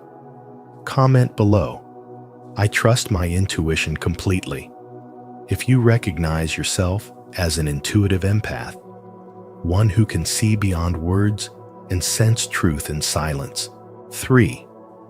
Boundary empath, impenetrable differentiation. The boundary empath carries what Carl Jung once described as impenetrable differentiation, the sacred ability to know exactly where you end and where others begin, even in the middle of chaos. You don't just feel energy when you read it. You trace it back to its source, and you know instinctively what belongs to you and what doesn't. This is not emotional detachment. It's emotional mastery. You've walked through the fire of overgiving, absorbing pain that was never yours, and drowning in emotions that didn't belong to your soul. But somewhere along the journey, awareness awakened within you, the understanding that compassion without discernment becomes self-sacrifice. That moment was your turning point, when you began to tag emotions by their source, whispering to yourself, "This is mine. This is not." And from that awareness, true freedom was born. Before this awakening, you were vulnerable to emotional contagion, feeling exhausted after conversations, anxious for no reason, guilty for setting boundaries. But now, through spiritual wisdom, you've learned that being kind doesn't mean being consumed. You've discovered that empathy is not about merging, it's about mirroring truth. Your energy no longer leaks into every wounded soul around you.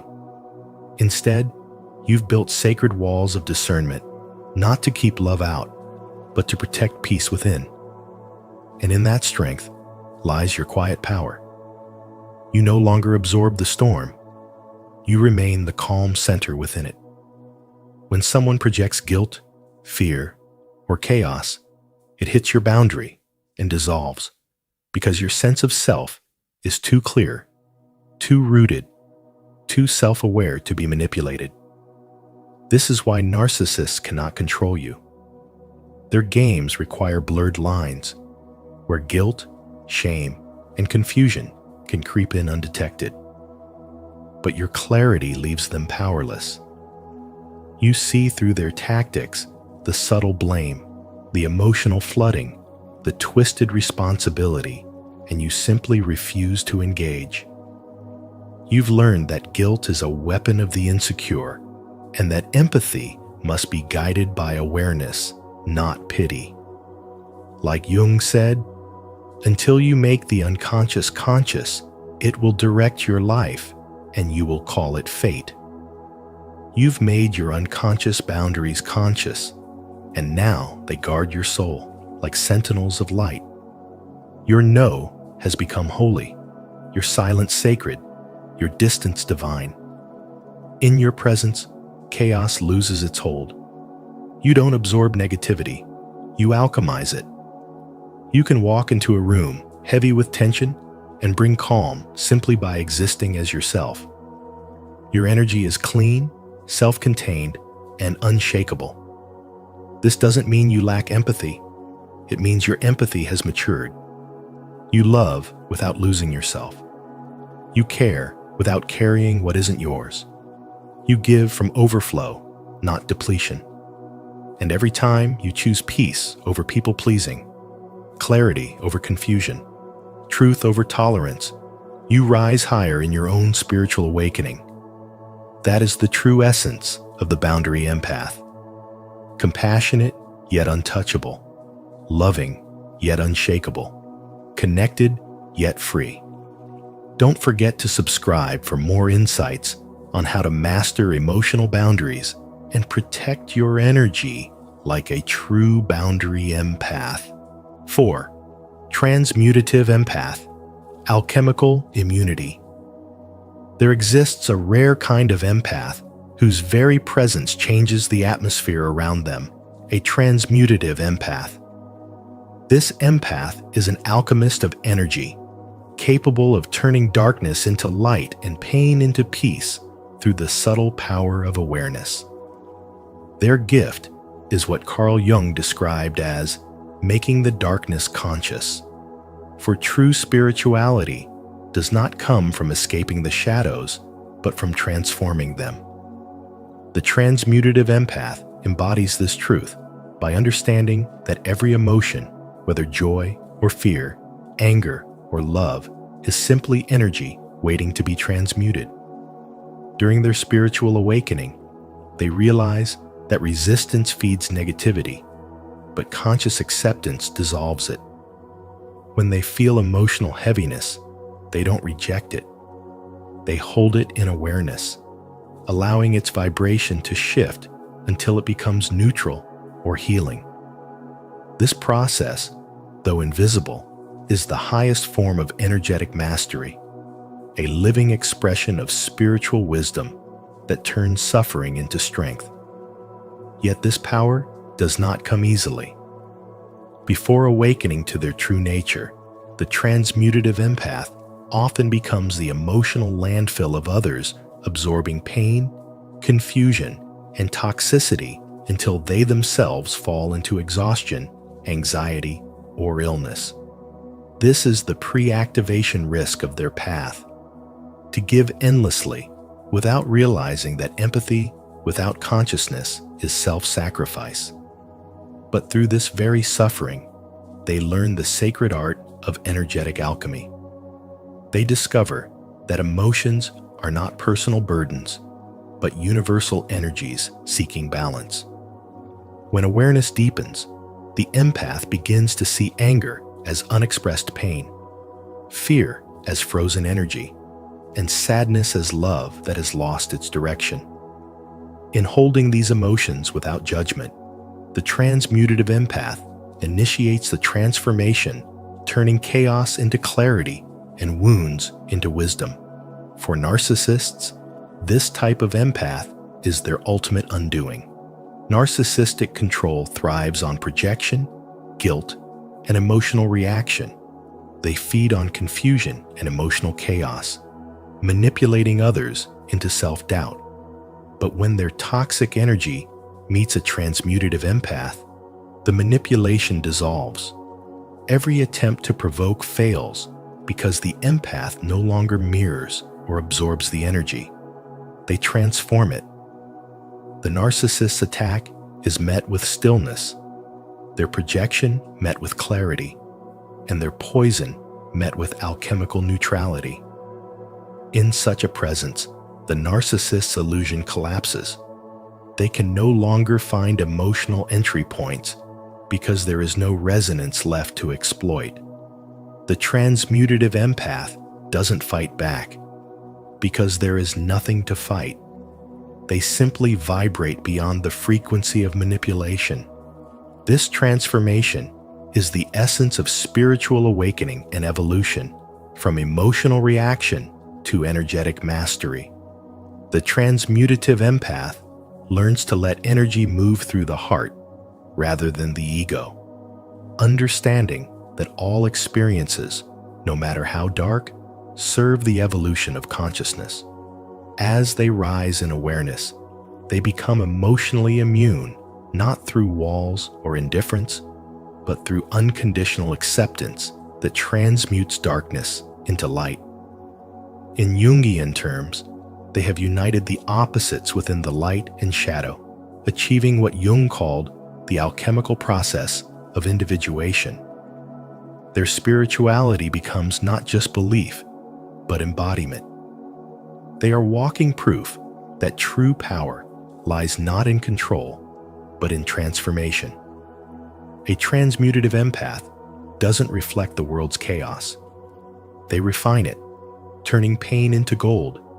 And through this inner alchemy, they become untouchable by any narcissist or negative force. 5. Sovereign empath. Autonomy beyond approval. The sovereign empath embodies the phrase, autonomy beyond approval, a state of spiritual development where your sense of self no longer bends to the need for validation. Your power lies in self-validation so complete that no external approval can sway your emotions or decisions. Yet before reaching this level, many sovereign empaths walk through the shadow of people-pleasing, constantly seeking acceptance, saying yes when their soul screams no, and adjusting their light to make others comfortable. This is the pre-activation stage, where sensitivity still equates to servitude and empathy still seeks permission to exist. But everything changes the moment you awaken to self-referencing, when you stop asking, "Is this acceptable to others?" and instead ask, "Is this true for me?" That shift, subtle yet profound, marks the moment you reclaim your power from the world and begin to live in alignment with your inner authority. When you begin to reference yourself, narcissists lose their grip. Their manipulation thrives on exploiting your fear of rejection and your craving for approval. But once those strings are cut, their control evaporates. You no longer chase their praise, defend your boundaries to prove you're kind, or contort your truth to maintain peace. You understand that love rooted in control is not love at all. Your empathy no longer drains you, it fuels you. You give without depletion, love without losing yourself, and walk away without guilt. You become the still point in a storm of emotional chaos, untouchable, steady, sovereign. This is not coldness. It is mastery of the balance between compassion and clarity that marks true spirituality. Every empath carries a blend of energies, typically 2 or 3 dominant types woven together to form a unique emotional signature. Generic advice often fails because it doesn't consider this complexity. A reflective plus sovereign empath, for example, can mirror others' energy with precision while remaining unshaken inside. When faced with narcissistic projection, they become an unreactive mirror that exposes manipulation without absorbing it. An intuitive plus transmutative empath, on the other hand, senses negativity before it even manifests and naturally alchemizes it, transforming heavy energy into light long before conflict erupts. Both combinations are living proof that spirituality is not passive. It is an active force that transforms how you perceive and interact with the world. The deeper message is that spiritual development is not about becoming less emotional, but more anchored, so rooted in your inner truth that no opinion, manipulation, or judgment can distort your peace. The sovereign empath stands as a reminder that your soul does not need approval to exist. It needs awareness, self-honoring, and courage. When you ask, "Is this true for me?" before every decision, every apology, every compromise, you activate your sovereignty. When you stop chasing validation and start validating yourself, you turn your sensitivity into power. And when you live by the principle, autonomy beyond approval, you step into the highest expression of empathy, one that cannot be controlled, one that reflects love without losing itself in the process. If this message spoke to your inner strength, remember to like, subscribe, and share your thoughts in the comments below. Let's continue uncovering the mystery of the sovereign empath together, where true power is autonomy beyond approval. And remember, true empathy is not weakness, it's your greatest power. When you understand your nature and protect your energy, no manipulator or narcissist can control you again. Stay rooted in your spiritual wisdom and continue awakening to your highest self. If this message resonated with you, don't forget to like, share, and subscribe to Spiritual Wisdom. Turn on the notification bell so you won't miss our upcoming videos on transformation, energy mastery, and inner power.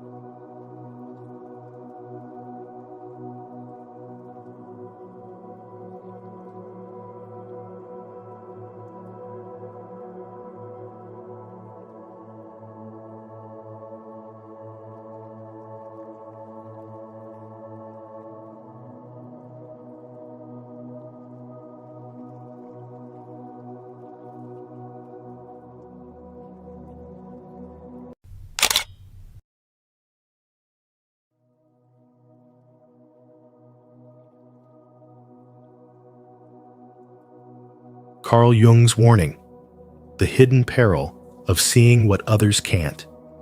As Carl Jung once said, your vision will become clear only when you look into your own heart.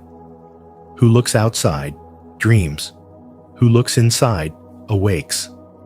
On today's journey with spiritual wisdom, we will uncover Jung's hidden warning about the peril of seeing what others cannot.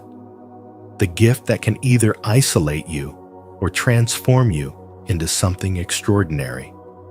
But the real question is, how can we use this knowledge to grow stronger, wiser, and more fulfilled in our daily lives? I'd love to hear your thoughts. Have you ever felt like you see truths others overlook? Share your experiences in the comments below, and let's begin this exploration together. 1. Jung's dangerous discovery. Carl Jung's discovery of differentiated perception revealed a profound spiritual reality. Some individuals are born with the rare ability to perceive what others cannot. They don't just see the surface, they see through it. They detect subtle micro-expressions, hidden motives, repressed emotions, and the silent tension that hovers in conversations long before words are spoken. Their minds are like tuning forks for the human psyche, vibrating in response to the frequencies most people have forgotten how to hear. But this gift, while deeply connected to advanced consciousness and spiritual awakening, does not come without a cost. Jung found that these highly perceptive souls often live in silent suffering, not because they are broken, but because they are awake in a sleeping world. The tragedy is that society mistakes their depth for instability. The spiritually awakened are frequently mislabeled as overthinkers, hypersensitive, or emotionally intense. Yet the truth is, their pain is not born from their sensitivity. It is born from being surrounded by those who numb theirs. They walk through life absorbing energy like sponges, knowing when someone is smiling through grief, sensing deceit before it's spoken, and recognizing patterns that others dismiss as coincidence.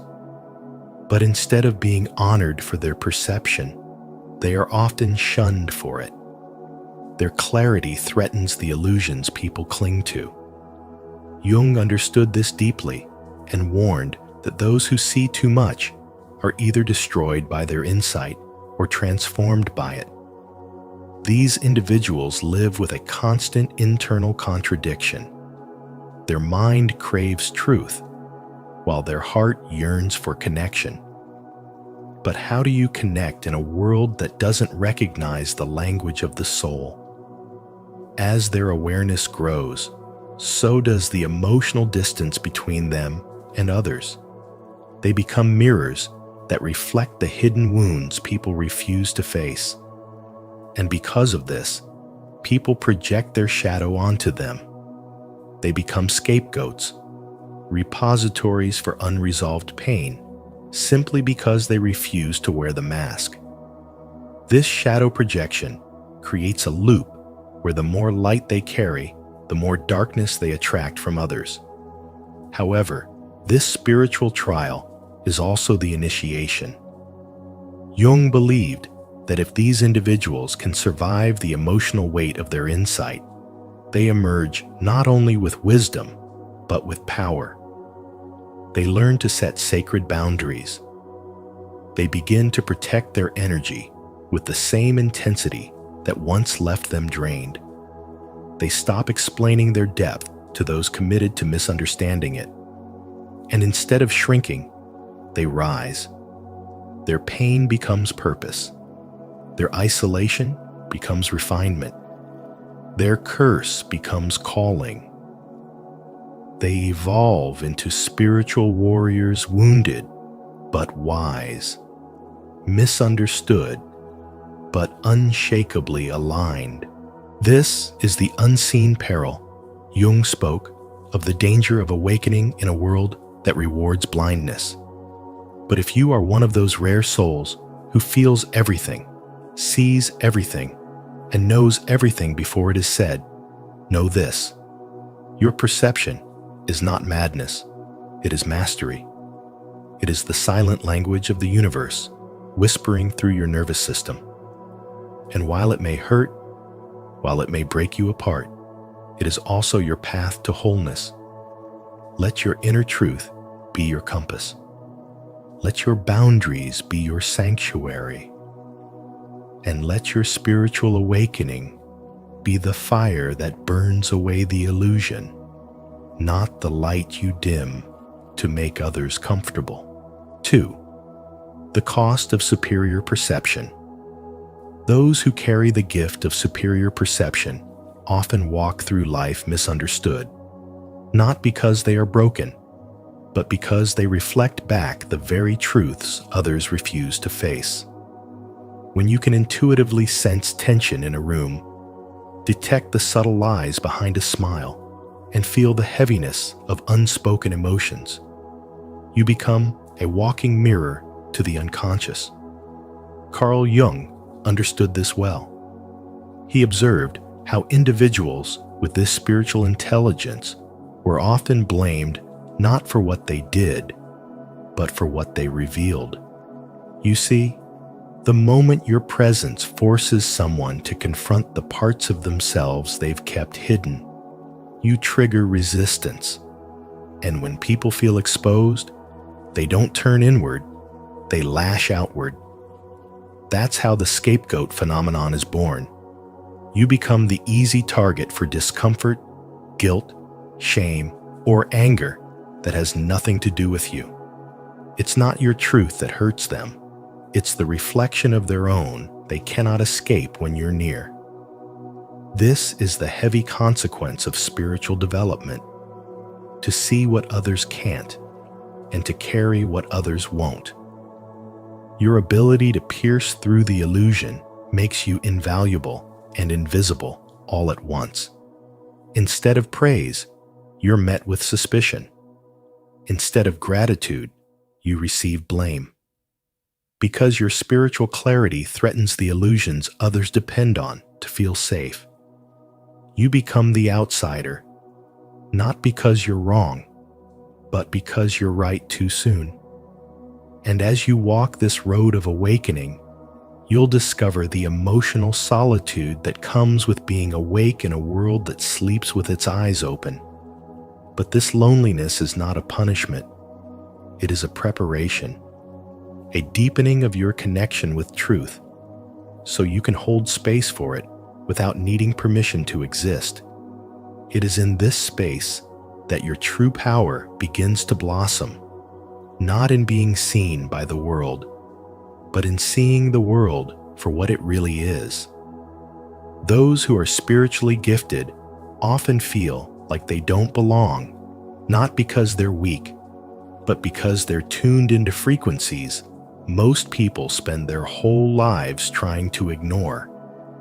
And when you carry this level of awareness, you inevitably encounter the emotional backlash of others who are unconsciously triggered by your presence. Their shadow recognizes your light before their conscious mind can name what it feels. That is the cost of seeing through illusions. You become the reminder people didn't ask for. But your role is not to fix their discomfort. Your role is to stay rooted in your own spiritual wisdom, to continue the journey not with bitterness, but with reverence for the truth you've been entrusted to carry. The real battle is not external. It's in not shrinking your light just to make others comfortable in their denial. Every time you are misunderstood, blamed, or pushed away for simply being aware, remember, this is a signal of how deeply your perception is needed. Your gift was never meant to be popular.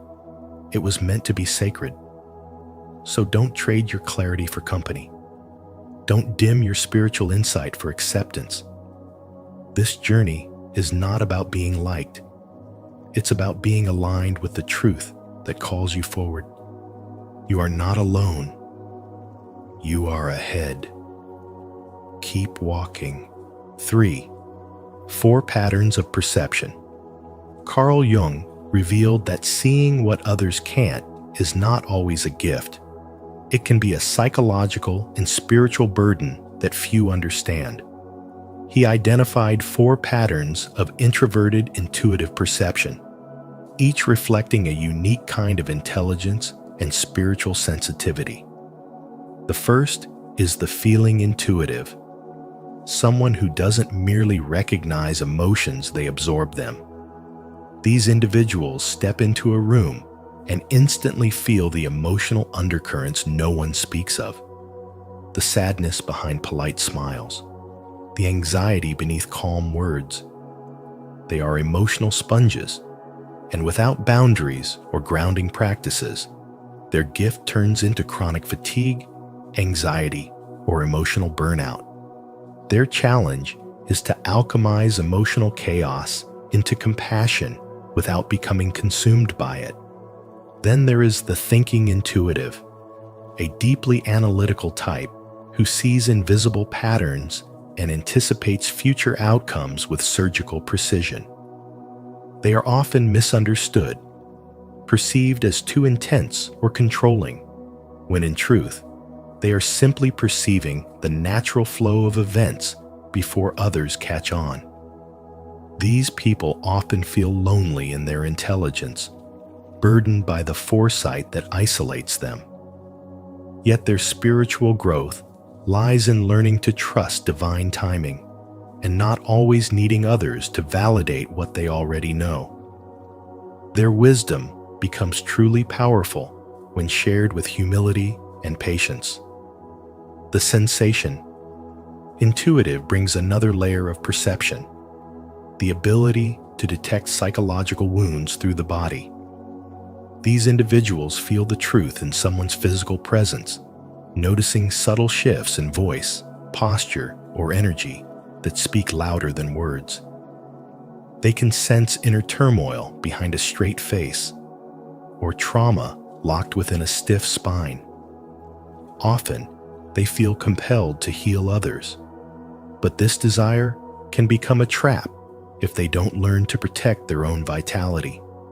Their spiritual path involves learning when to intervene and when to let go.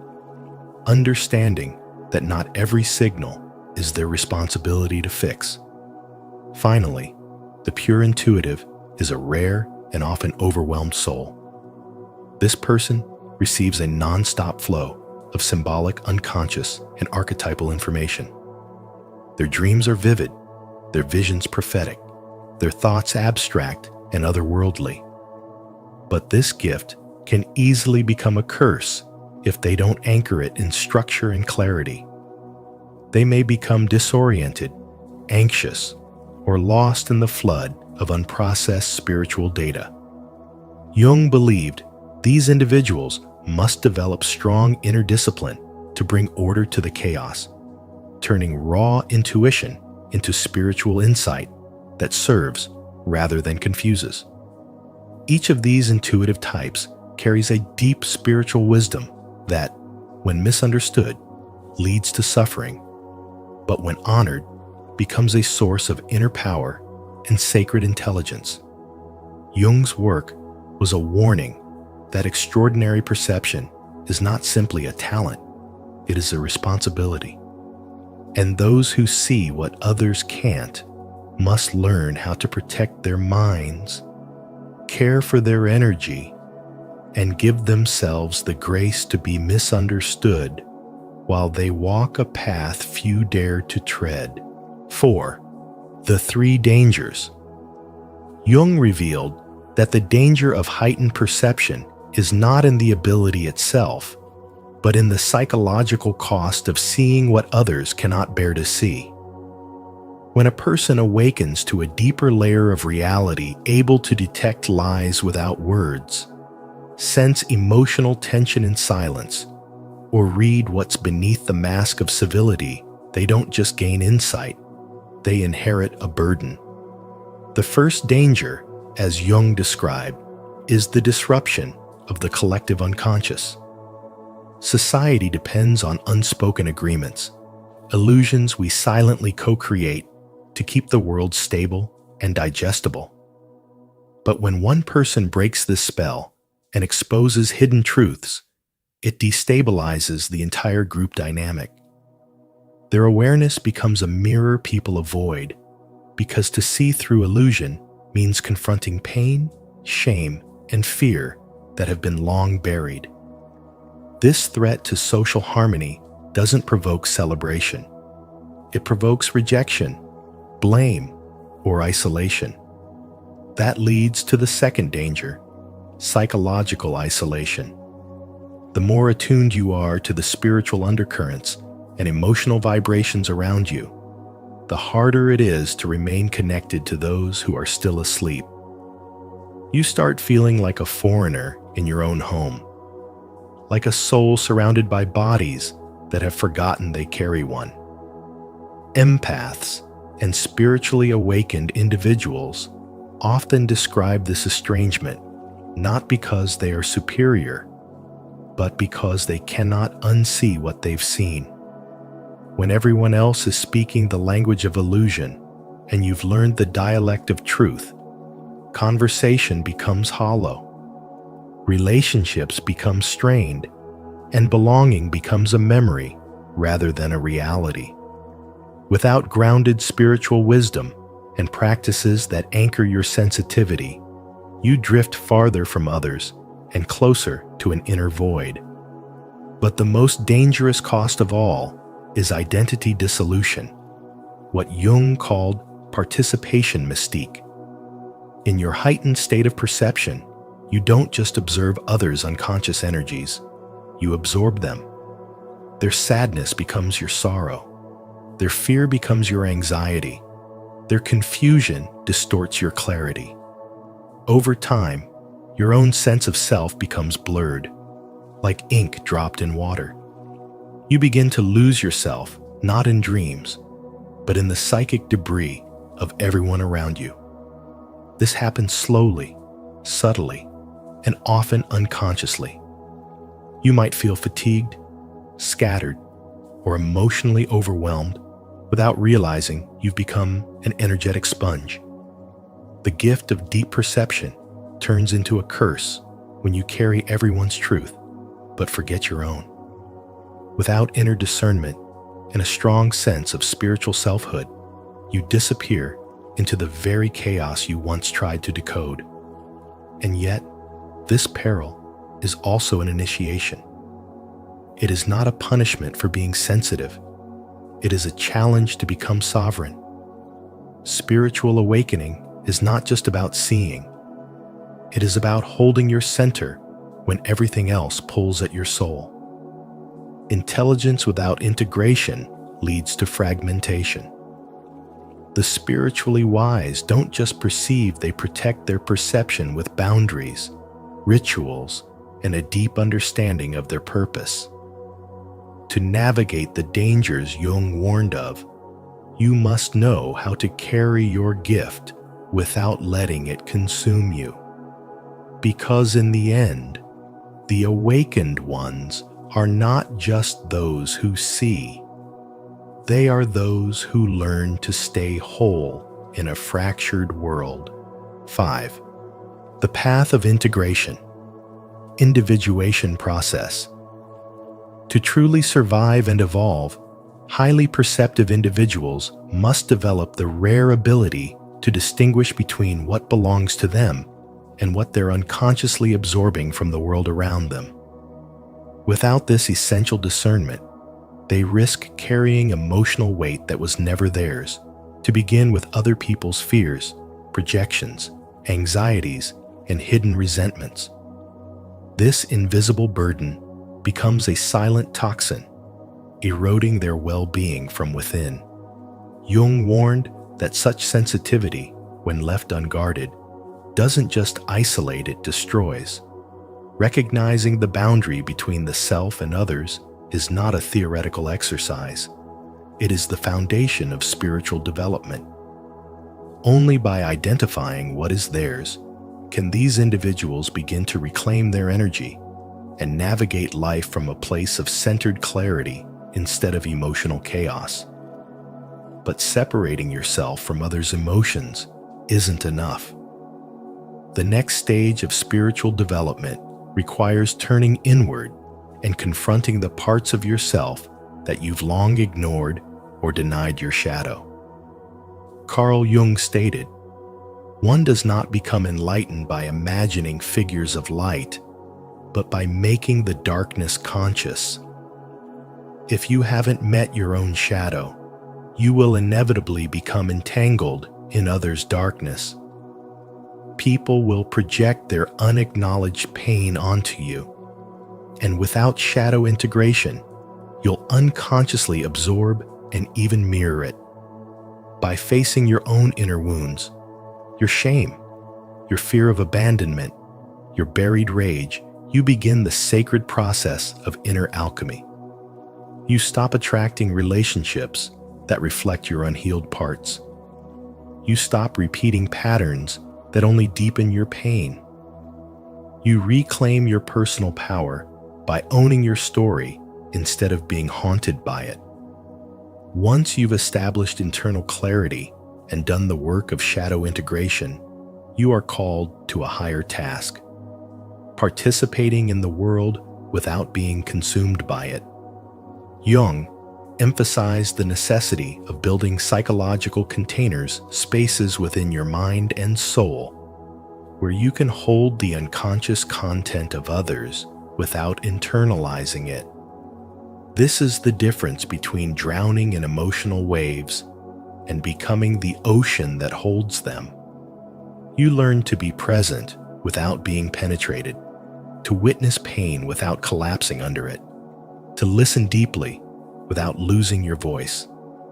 In doing so, you become the container, the sacred space, the mirror that reflects without absorbing.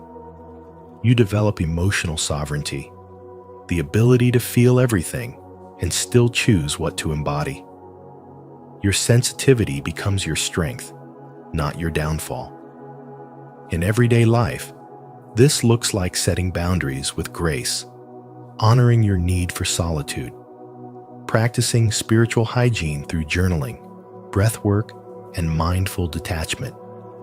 It means learning to say no without guilt and yes without self-betrayal. It's about choosing connections that nourish rather than drain you, and understanding that not every cry for help requires your sacrifice. Spirituality isn't about escaping into higher realms. It's about learning how to stay grounded in this one while carrying the wisdom of many. The awakened soul doesn't shut down to survive. It transforms to serve. And in that transformation, perception becomes power. Sensitivity becomes intelligence. And every wound becomes a doorway to deeper spiritual awakening. 6. Examples of outcomes. Carl Jung's warning about the hidden peril of seeing what others can't is not just a psychological insight, it's a spiritual initiation.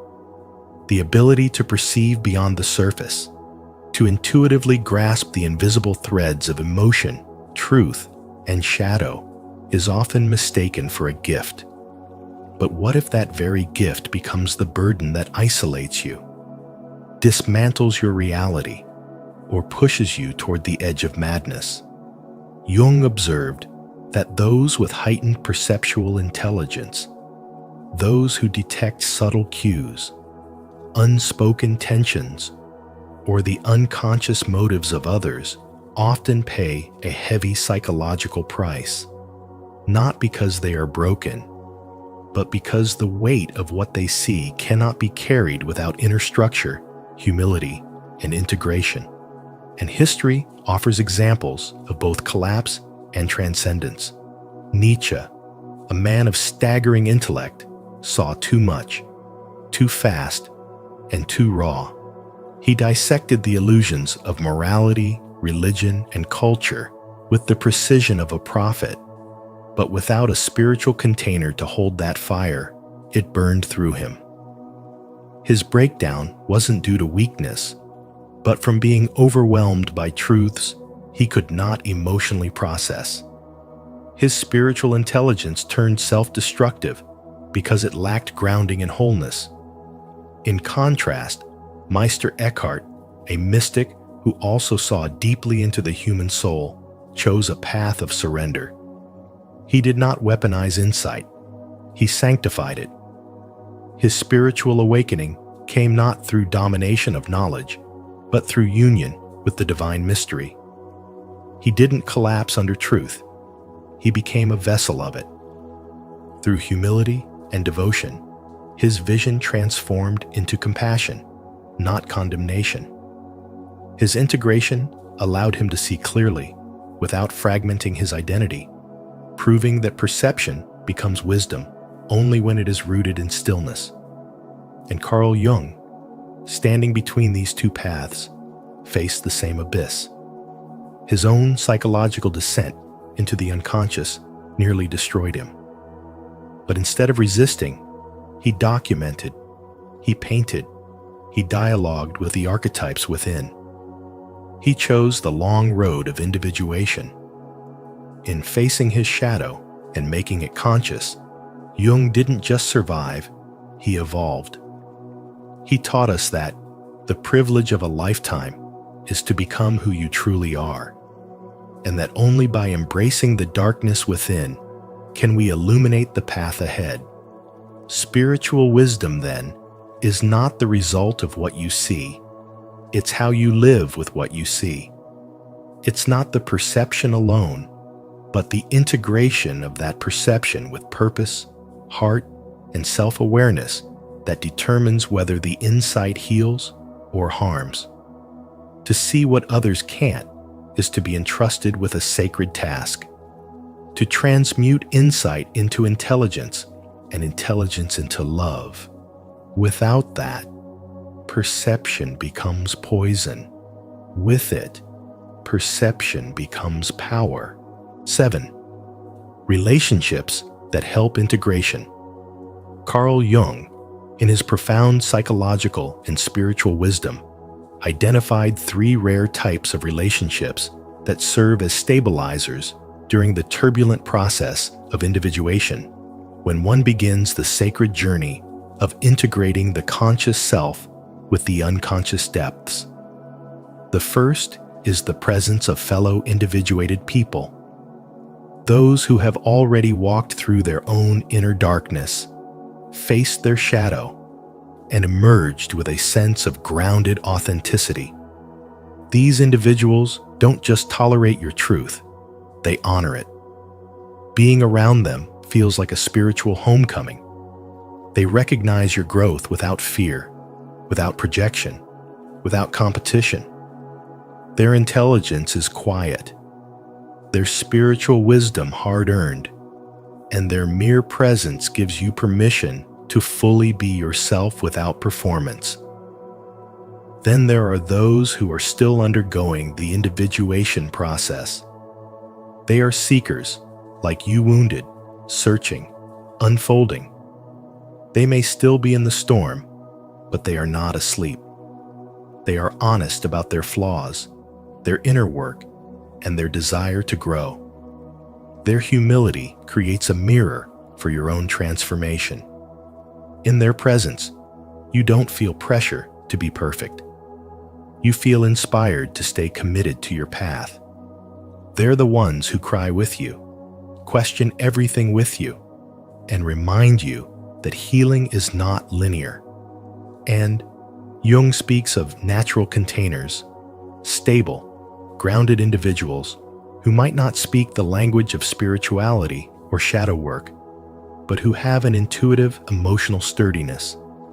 They are not threatened by intensity. They don't rush your process. They don't pathologize your feelings. They simply sit with you, witness you, and allow you to unfold without fear. In the chaos of modern life, where most relationships are transactional or superficial, these people are rare. But when found, they act as quiet sanctuaries. They don't talk much about spiritual awakening, but they embody a deep, silent support that is more healing than 1,000 words. These three types of relationships are essential because the deeper you journey into the psyche, the more selective you must become. The soul craves resonance, not noise. Integration is not just an internal process. It is shaped, triggered, and held by those around you. Choose carefully. Not everyone is equipped to hold the truth of who you are becoming. Not everyone deserves access to your unfolding. This path is sacred, and it requires companions who understand that awakening is not a trend, but a lifelong unraveling into wholeness. 8. The 4 stages of transformation. The 4 stages of transformation: recognition without overwhelm, integration without isolation, service without self-sacrifice, and legacy without attachment are not static checkpoints, but living energies within the soul's ongoing process of spiritual development. Recognition without overwhelm is the awakening of inner sight, a moment when you begin to witness your patterns, traumas, and hidden fears without collapsing under their weight. It is the sacred shift from unconscious reaction to conscious observation. You don't try to fix everything at once. You simply allow yourself to see, to name what has been suppressed, and to hold space for your own complexity. This is the foundation of spirituality, because only through awareness can healing begin. As you move deeper, integration without isolation becomes essential. Many who awaken spiritually feel the urge to withdraw, to protect themselves from a world that no longer feels aligned. But real integration asks you to stay in your body, your relationships, your responsibilities, and bring your higher awareness with you. You do not have to exile yourself in order to evolve. In fact, the test of spiritual growth is not how long you can meditate in silence, but how consciously you can live amid chaos, how gently you can respond when triggered, and how deeply you can remain rooted while interacting with others who are still asleep. This leads to service without self-sacrifice, where your light becomes a gift to others, not as a martyr, but as a vessel of overflow. True service is not about rescuing or draining yourself to be worthy. It is about offering what flows naturally from the healed places within you. Carl Jung warned of the dangers of identification with the savior archetype, where the desire to help becomes a trap of ego disguised as virtue. Real service honors both your yes and your no. It knows that you cannot pour from an empty cup, and that boundaries are not barriers. They are sacred containers of your energy. The final stage, legacy without attachment, is perhaps the most advanced form of spiritual maturity. It is the release of control over how your impact is received, remembered, or even acknowledged. You create, you teach, you love, and you let go. You no longer measure your worth by recognition, nor your value by results. Like a tree that sheds its fruit without asking who will eat it, you contribute your essence to the world without clinging to outcomes. This detachment is not coldness, it is wisdom. It is the trust that everything you offer from the soul becomes part of a larger pattern beyond your comprehension. And in this trust, you become free. The entire cycle of transformation is not meant to be completed. Once and for all, it is a spiral. You return again and again, each time with deeper understanding, sharper clarity, and softer presence. Spirituality is not perfection. It is the art of walking through fire without losing your gentleness, of standing in the storm while staying anchored in truth, of choosing love over fear when your wounds beg you to run.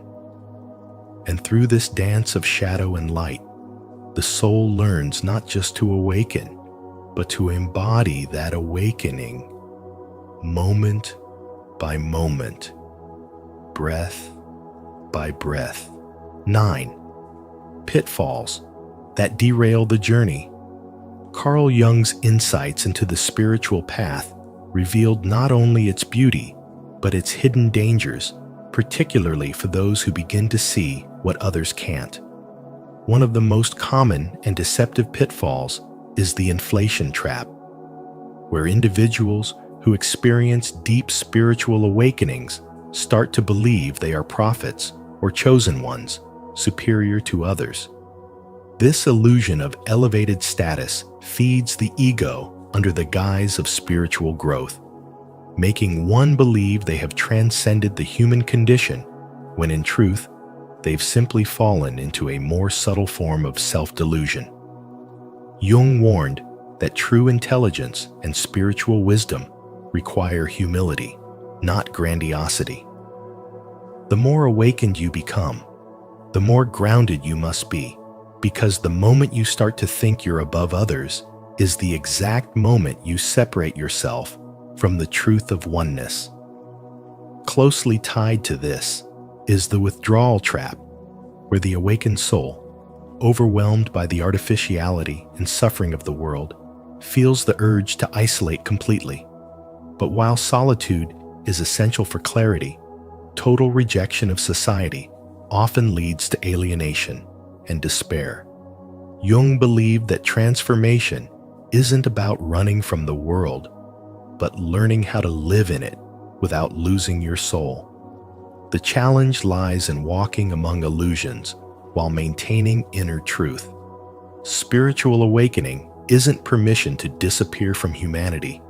It's a call to return with deeper presence and light. Another subtle danger is the helper's trap, where one loses themselves in the endless mission of saving others. This is especially common among empaths, who naturally absorb and heal the pain around them. But when your identity becomes tied to being the rescuer, you forget your own healing. Jung emphasized that martyrdom is not the path to wholeness, Intelligence and spiritual wisdom means knowing when to give and when to retreat, when to offer your light and when to protect it. Helping others cannot come at the cost of your own soul. And finally, there's the overwhelming relapse when spiritual growth feels like it's collapsing under pressure. In moments of stress, old behaviors return, and it can feel like all progress has vanished. But Jung reminds us that this is not failure. It's a deeper layer of the unconscious revealing itself. True awakening is not linear. You rise, you fall, and you rise again each time with more awareness. Regression is part of the path. What matters is not staying perfect, but staying present. Because the real test of spiritual intelligence is not how much light you can hold in peace, but how much light you can carry through the storm. 10. The evolutionary role. They are not broken. They are advanced. Those whom Carl Jung called consciousness pioneers are not here to adapt to the world, but to transform it. Their spiritual awakening is not a side effect of sensitivity. It is the evolution of perception itself. While others are content with surfaces, these individuals are burdened with depth. They see what others won't look at, feel what others deny, and know what hasn't yet been said. Their insight pierces illusions, and that piercing often hurts not just them, but the collective psyche that resists being exposed. And yet, their purpose is not to suffer under the weight of what they see. Their purpose is to awaken humanity to bring what is hidden in the shadows into the light of collective understanding, to initiate healing by making the unconscious conscious. In Jung's words, one does not become enlightened by imagining figures of light, but by making the darkness conscious. That is their mission, not to escape the darkness, but to walk through it holding the torch for others. This gift, however, comes with a price. In a world addicted to comfort and conformity, they are often misunderstood, mislabeled, and even feared. People mistake their deep perception for weakness or instability, not realizing that it takes immense inner strength to carry so much psychic truth. But these individuals are not fragile. They are forged by the very forces they are meant to transform. Their emotional intelligence is not excess. It is evolutionary. They are not simply reacting. They are translating energetic data, decoding spiritual signals, and holding space for what others repress. In the workplace, they spot dysfunction before it erupts. In relationships, they sense betrayal before it occurs. In society, they detect systemic collapse before the headlines catch up. This level of perception isolates them, yes, but it also places them in the unique position of leading the shift. Their pain is prophetic, their intuition is instructional, and their wisdom is ancestral. They are not here to be validated by the old system. They are here to be the architects of the new. And so, their role is not just personal, it is profoundly collective. Every time they alchemize confusion into clarity, or fear into understanding, they are participating in the slow but necessary evolution of human consciousness. Spirituality is not about escaping the world, but about awakening within it. And those with this gift are the front line of that awakening. They are not just empaths or intuitives. They are energetic surgeons, karmic decoders, and pattern breakers. They show us that spiritual wisdom is not found in books alone, but in the courage to face what others avoid. Their journey is not for applause, but for alignment, not for fame, but for frequency. And while the path may feel lonely, It is never empty, for every insight, every breakthrough, every moment of quiet knowing moves the collective forward. And so, as Carl Jung warned us, the ability to see what others can't is both a gift and a hidden peril. It can isolate you, test you, and at times, even break you. But if embraced with wisdom, it can also transform you into something extraordinary. The question is, how will you carry this vision in your own life? If you found this message meaningful, don't forget to like this video, share it with someone who might need it, and subscribe to Spiritual Wisdom. And be sure to turn on notifications so you never miss our upcoming insights into the deep mysteries of the human soul. Until next time, keep seeking, keep awakening, and remember, your perception is your power. 4 signs you're on the edge of a life-altering breakthrough.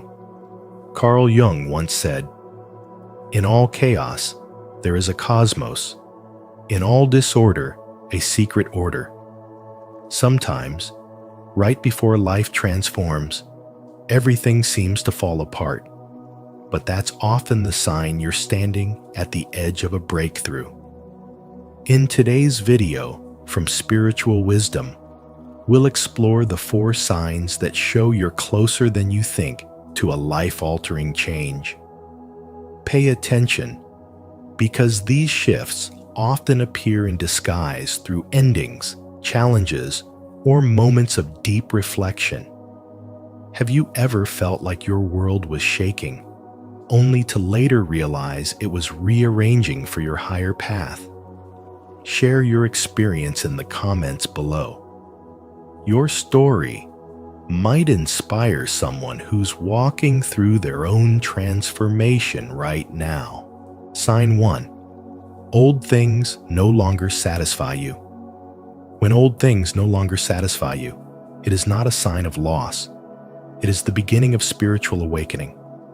You start to lose interest in what once excited you. Your job, your goals, your pleasures, even the people who once made you feel alive. This isn't depression or apathy, it's ego detachment. The personality you built to please others or to belong is beginning to dissolve. What you're experiencing is your consciousness quietly expanding beyond what is familiar, and your soul is creating sacred space for something real, meaningful, and aligned with your essence. This phase often feels confusing because you're no longer nourished by the things that used to give you joy. You may find yourself in a crowded room and feel completely disconnected, or you might achieve something you once desired only to realize it brings no fulfillment. The ego interprets this emptiness as failure, but in truth, it is purification. The spirit is gently stripping away illusions, false goals, the artificial identities, empty attachments, so you can rediscover who you are beneath the noise. What feels like an ending is actually preparation for rebirth. Carl Jung described this process as the death of the persona, the moment when the mask you show the world begins to crack and the authentic self emerges from within. You are being called to face the truth that much of what you once chased was rooted in fear. Fear of rejection, fear of not being enough, fear of being unseen. But when your spirituality deepens, you no longer seek validation from the outer world. You begin to crave inner peace more than praise, silence more than chaos, solitude more than constant connection. The emptiness you feel is not punishment. It's your soul detoxing from everything false. As this detachment unfolds, your perception of life changes. You stop needing to fill every moment with noise, and you start feeling comfortable with stillness. You notice the subtle beauty of simplicity, the sound of your breath, the light through the window, the rhythm of your heartbeat. What once felt boring now becomes sacred. You start to realize that spirituality is not about adding more, but about removing what never truly belonged. This inner transformation rewires your energy. Your vibration shifts, and the things that no longer match your frequency naturally fall away. This stage of spiritual awakening requires courage because it dismantles your identity. You may not recognize yourself, and others may not understand you. But this is the threshold of a breakthrough. You are moving from living through conditioning to living through consciousness. You no longer act out of habit, but from alignment.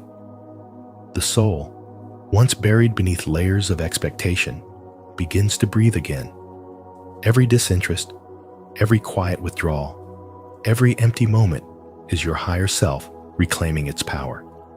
Eventually, you understand that this detachment is sacred medicine. It teaches you that nothing external can complete what was never missing inside you.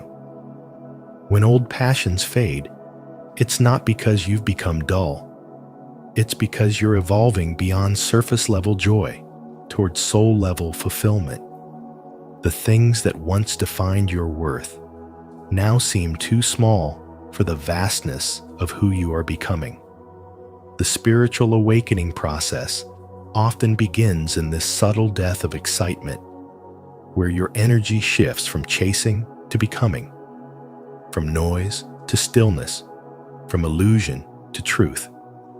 And when that moment arrives, you'll realize the emptiness was never empty at all. It was spaciousness. It was your soul preparing to receive something truer, deeper, and infinitely more alive. This is not the end of your joy. It's the rebirth of it. You are not losing your light. You're refining it so it can finally shine from within. Sign 2. You're facing the parts of yourself you once avoided. When the suppressed layers of your being begin to rise, the anger, the fear, the shame, you are not losing control. You are entering the sacred stage of shadow integration, a pivotal step in spiritual growth. The emotions, memories, and traits you once buried deep in your psyche are not emerging to destroy you, but to be healed, accepted, and reintegrated into your wholeness. The parts of you that once frightened you, the angry child, the wounded lover, the neglected dreamer, are simply knocking on the door of your awareness, asking to be seen. You may feel overwhelmed, confused, or emotionally raw, yet this is not regression. It is expansion. You are not breaking down, you are breaking open. What you once rejected is returning home, because your soul can no longer evolve while fragmented. The process of facing yourself is the truest act of spirituality. It requires courage to sit with emotions that feel uncomfortable and to stop pretending you have it all together. When anger arises, it points you toward where your boundaries have been crossed. When sadness surfaces, it reveals where love was lost but never grieved. When fear appears, it shows you where trust still needs to be rebuilt. Every emotion, no matter how painful, is a guide leading you back to balance. Carl Jung once said, "One does not become enlightened by imagining figures of light, but by making the darkness conscious." Your spiritual awakening happens not when you escape the darkness, but when you make peace with it. As you move through this stage, life may feel disorienting. The patterns that once defined you begin to dissolve. You may no longer resonate with people or habits that once felt familiar. The old self, the version of you built around survival, starts to crumble, revealing the authentic self beneath the layers. This shedding feels like death, but it is birth in disguise. The universe is not punishing you. It is preparing you. Through these inner tremors, your consciousness reorganizes itself into higher order and clarity. You begin to understand that spirituality is not about rising above your humanity, but embracing it so completely that even your flaws become sacred teachers. Each hidden fragment you welcome home adds strength to your spirit. The parts you once called weak become sources of empathy. The emotions you feared become rivers of wisdom. By holding your pain gently, you transform it into compassion. Energy that was once trapped in suppression now becomes the creative force that drives your healing and purpose. You start to see that wholeness is not the absence of shadow, but the harmonious coexistence of light and darkness within you. When old wounds resurface, don't silence them. Listen. Let your body speak. Let your heart tremble. Let your soul breathe. Whisper to yourself, it's safe to feel. It's safe to heal. Every time you choose to face rather than flee, you reclaim another lost part of your soul. Every act of self-acceptance dissolves shame and gives birth to peace. The very pain you once feared becomes the portal to freedom. This is the truth of spiritual growth. You are not here to perfect yourself. You are here to become whole. When you finally embrace all that you are, the broken and the beautiful, the fearful and the brave, you step into your authentic power. You no longer chase light outside yourself because you realize the light was within you all along, waiting patiently behind the walls of resistance. And in that moment, your awakening becomes not a destination, but a continuous homecoming to your true, undivided self. Sign 3. Life is filled with synchronicities. You begin to notice the strange alignment of things.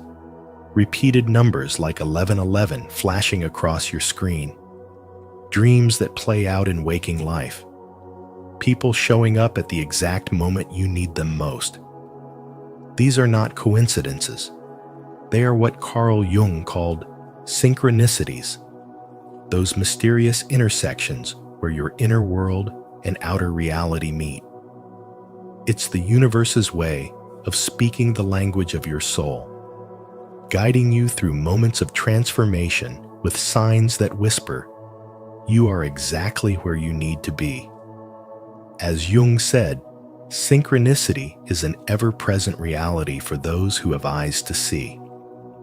Each symbol, pattern, or dream is not a random occurrence, but a reflection of your spiritual evolution, a signal that your consciousness and the cosmos are moving in rhythm.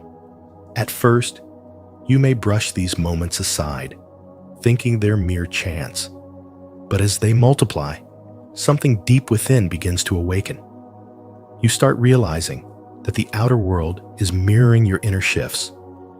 When you heal, release, or evolve, reality rearranges itself to match your new frequency. The faces you meet, the words you overhear, the opportunities that unfold, all seem to align with the path of your awakening. Through this spiritual wisdom, you begin to understand that synchronicities are not about luck. They are messages, confirmations that your energy is in tune with divine timing. The more you pay attention, the more they appear, like stars lighting your way through the unknown. Sometimes, these signs arrive gently, a random song lyric that answers your silent question, a book that falls open to the exact passage your heart needs, a conversation that shifts your perspective in an instant. Other times, they come like storms, unexpected endings, sudden losses, or abrupt detours that push you out of your comfort zone. These experiences are not punishments. They are sacred catalysts, forcing you to surrender control and trust the intelligence behind the chaos. Jung once said, "Until you make the unconscious conscious, it will direct your life and you will call it fate." Every synchronicity is an invitation to bring light into what you have not yet seen, to awaken the hidden parts of your psyche that are quietly shaping your destiny.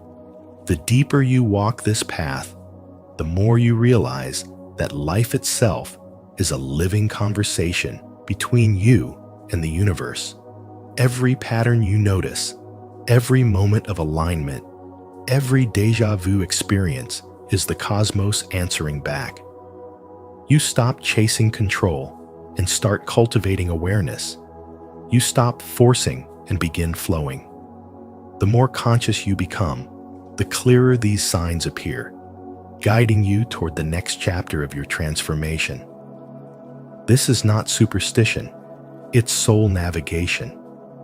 It's the universe reflecting your growth through the mirror of experience, showing you that energy moves before matter, that your vibration always precedes your manifestation. So when life begins to speak to you in symbols and patterns, listen closely. Those 11:11 moments, those dreamlike coincidences, are not just random. They are sacred messages reminding you that a breakthrough is near. Something in you is expanding beyond logic, reaching toward truth, aligning with purpose. Trust what you feel, follow where the signs lead, and allow the mystery to unfold. The universe is not against you. It's orchestrating every detail to awaken you.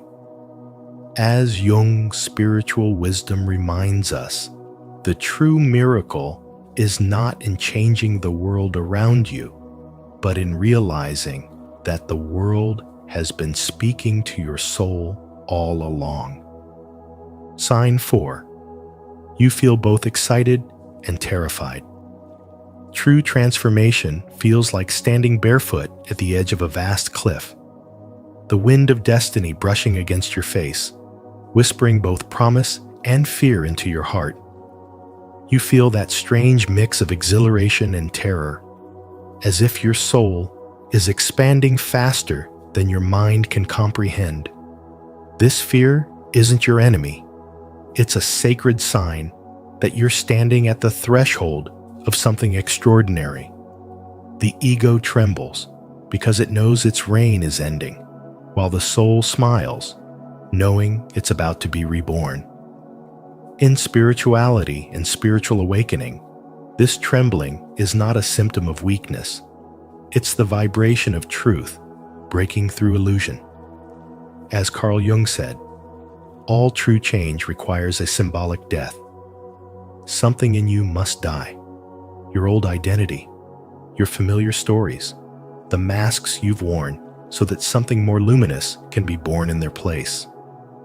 The paradox is that fear and excitement are two sides of the same awakening. The fear belongs to the part of you that still believes it must control, that still clings to what's known. The excitement belongs to the part of you that's already free, the soul that recognizes the frequency of expansion. In these moments of divine tension, you may feel like the ground beneath you is dissolving, but it's only the false structures of your past collapsing to make space for truth. The mind calls it danger, but the soul calls it evolution.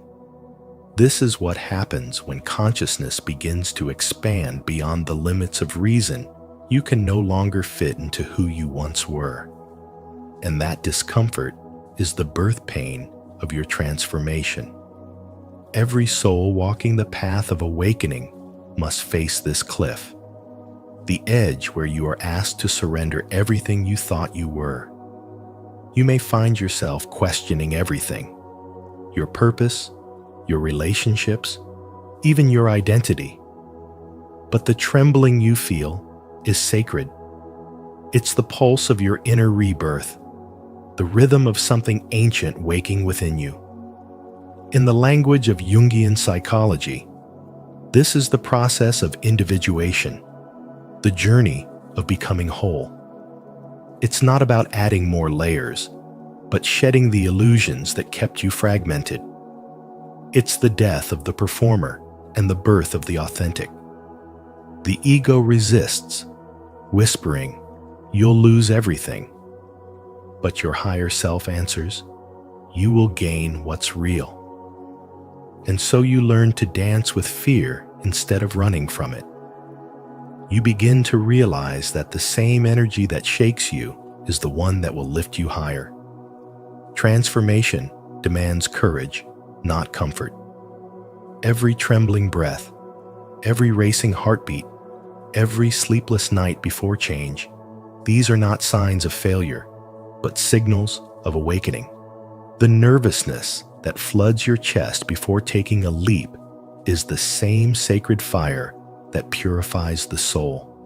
When you finally stop fighting and allow yourself to feel it all, the fear, the hope, the uncertainty, you awaken to a power that has been waiting quietly within you all along. Carl Jung once said, "Who looks outside dreams. Who looks inside awakes."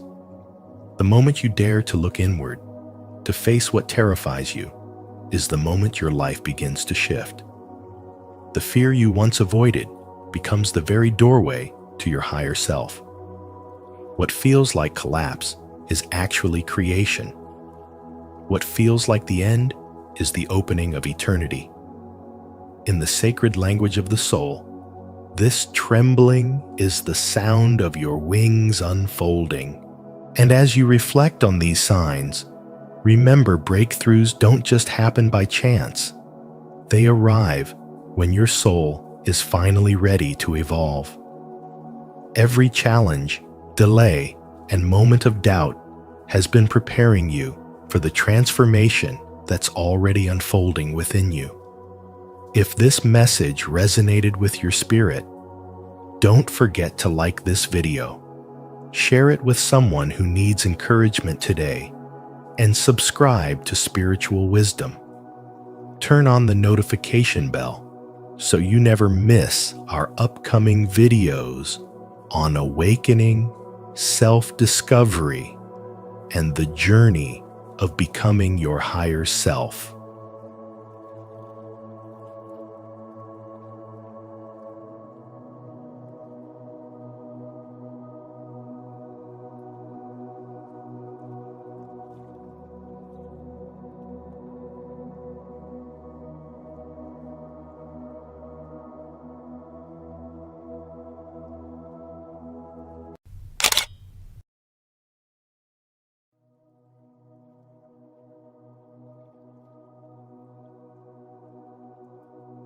Carl Jung.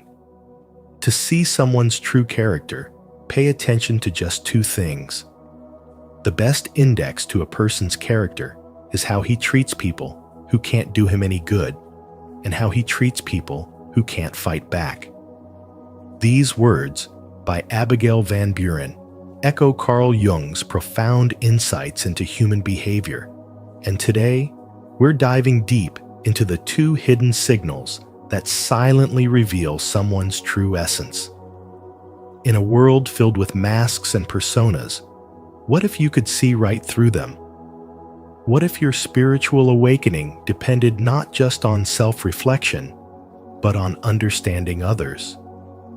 Let us know in the comments, have you ever sensed someone's true nature just by observing how they treated the vulnerable or powerless? Your experiences might help someone else awaken too. 1. How they treat people who can't benefit them. They say character is revealed not when things are easy, but when life asks you to keep your word in the face of inconvenience. That's why Carl Jung's insight, "You are what you do, not what you say you'll do," still holds weight in a world full of noise and empty declarations. True integrity isn't demonstrated in grand gestures or motivational speeches. It shows up in the small things, like showing up on time, following through on what you promised, and doing what's right even when no one is watching. These everyday moments are the real markers of a man's spiritual maturity. They are spiritual tests in disguise that ask, do your actions align with your values, or do you abandon your word when it no longer serves your comfort? In today's fast-paced, results-driven world, it's easy to rationalize a broken promise.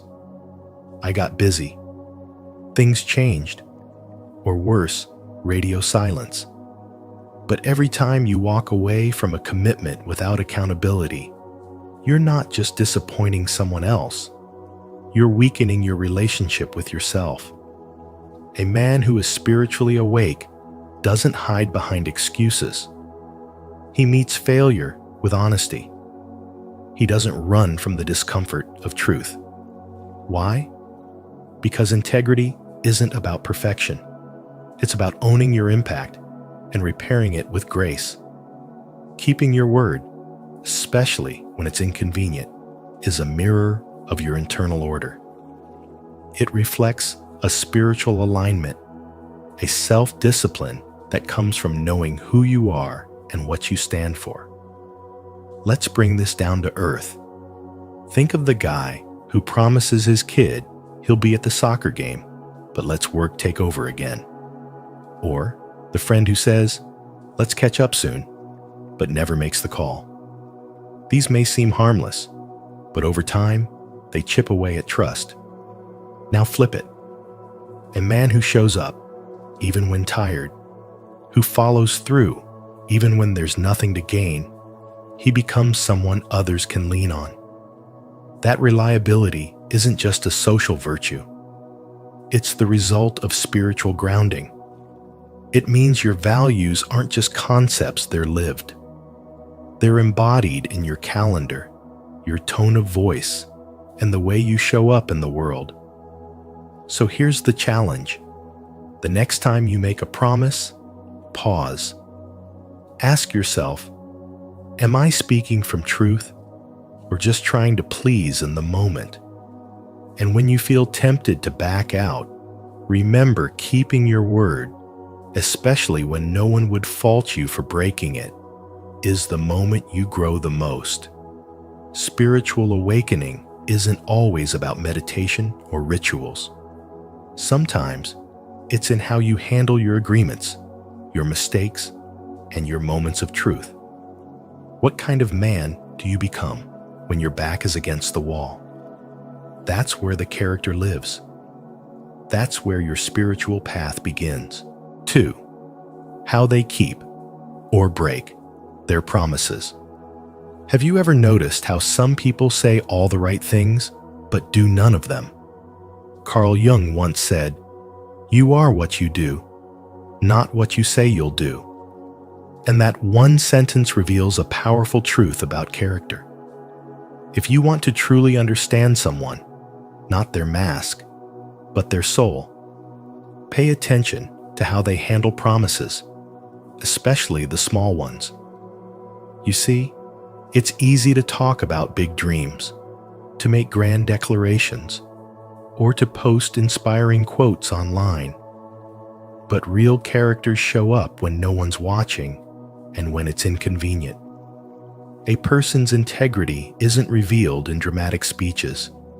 It's reflected in quiet moments of follow-through, like being on time when they said they would, or keeping a promise even when no one would notice if they didn't. Think about someone in your life who always keeps their word. Isn't there a sense of peace and safety that comes with knowing you can count on them? Now contrast that with someone who constantly overpromises and underdelivers. How does that make you feel? Let me tell you a story. A man once promised his daughter he'd attend her school play. It wasn't a big deal to the world, but it was her world. The day came, and he was exhausted from work, had emails piling up, and his boss had just asked him to stay late. But he remembered the promise, and despite everything, he showed up tired, stressed, but present. That moment didn't just make his daughter feel loved. It shaped how she would later define trust. Now ask yourself, how often do you show up for the people you love, even when it's hard? That's where the spiritual dimension comes in. Keeping promises isn't just about social duty. It's about alignment between your values and your actions. And that's what spirituality at its core is. Living in alignment with truth, with love, with your highest self. Every time you honor your word, especially when it's difficult, you grow spiritually. And every time you avoid responsibility or make excuses, something within you weakens. Spiritual growth doesn't happen in a vacuum. It happens in the way we treat others, in the consistency of our actions, in how we carry ourselves when no one is applauding. When a promise is broken, a spiritually mature person doesn't run, deflect, or justify. They take responsibility with humility. And this self-awareness is the foundation of authentic personal transformation. So let me ask you, what do you do when your values and convenience clash? Do you stay true to your word, or do you retreat behind excuses? Think about it. Every decision you make is building your spiritual identity. You're not just creating a reputation, you're shaping your soul. In a world where words are cheap and appearances are carefully curated, the way you handle your promises is a mirror of your integrity. This isn't about perfection, it's about authenticity.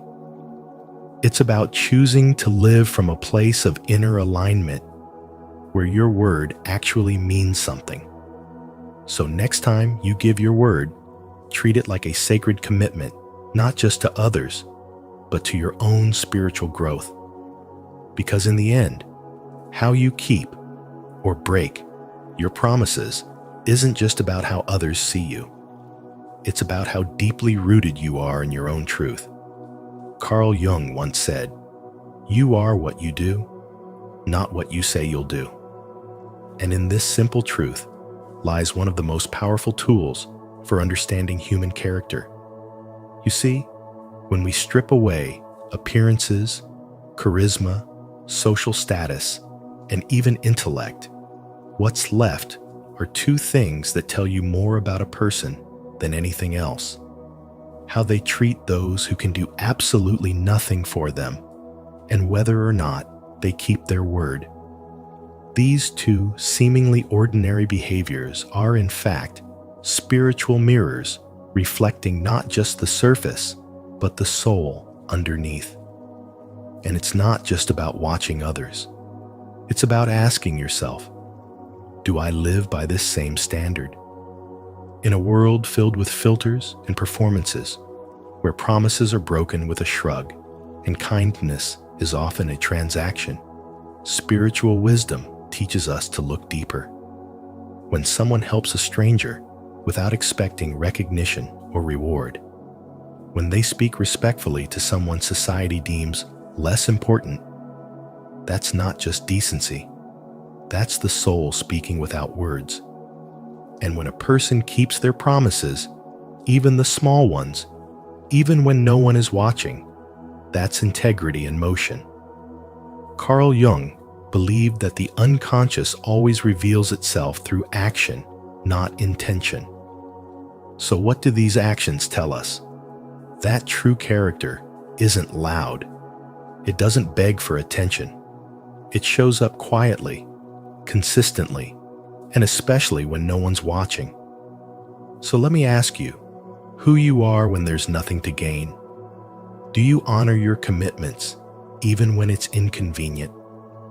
Because how you treat people who can't elevate you, and whether you live by your word, isn't just a reflection of your values, it is your values. And maybe the most powerful part of this is realizing that you have the power to build trust, to attract genuine relationships, and to grow spiritually just by showing up with authenticity.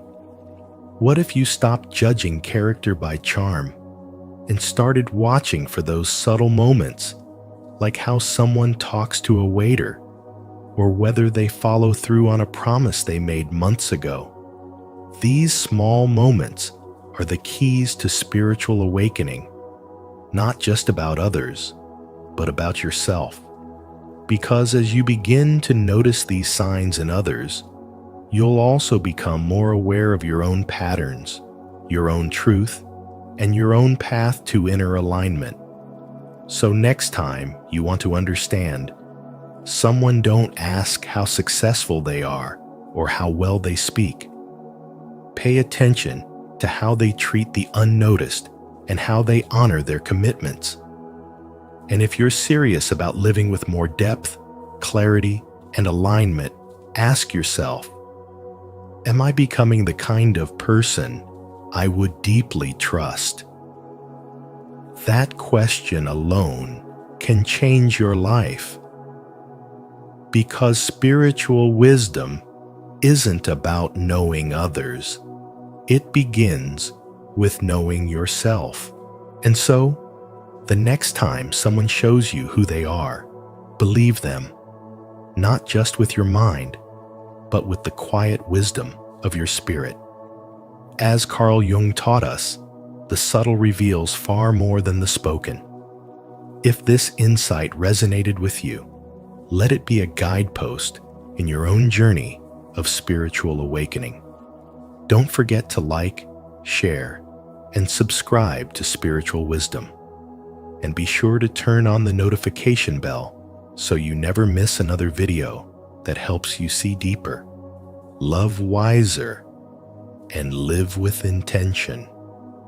We'll see you in the next one.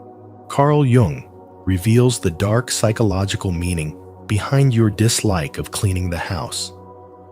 Until you make the unconscious conscious, it will direct your life and you will call it fate. Carl Jung. In today's video, we're diving into a surprising truth. Your dislike of cleaning the house isn't just procrastination. It may be a shadow message from your inner world, revealing emotions, wounds, and hidden parts of yourself that are asking to be seen. When you understand the psychological meaning behind the clutter around you, you begin to understand the clutter within you, and that awareness alone can transform your life, your energy, and your emotional freedom. As you listen, notice which insights resonate and ask yourself, what is my home trying to tell me about my inner state? Let me know your thoughts in the comments below and share your own experience. Your perspective may help someone else on their journey. 1. Your home reflects your mind. Your home reflects your mind in ways far deeper than most people realize, because the physical space you live in is a mirror of your psyche, quietly revealing what the conscious mind avoids confronting.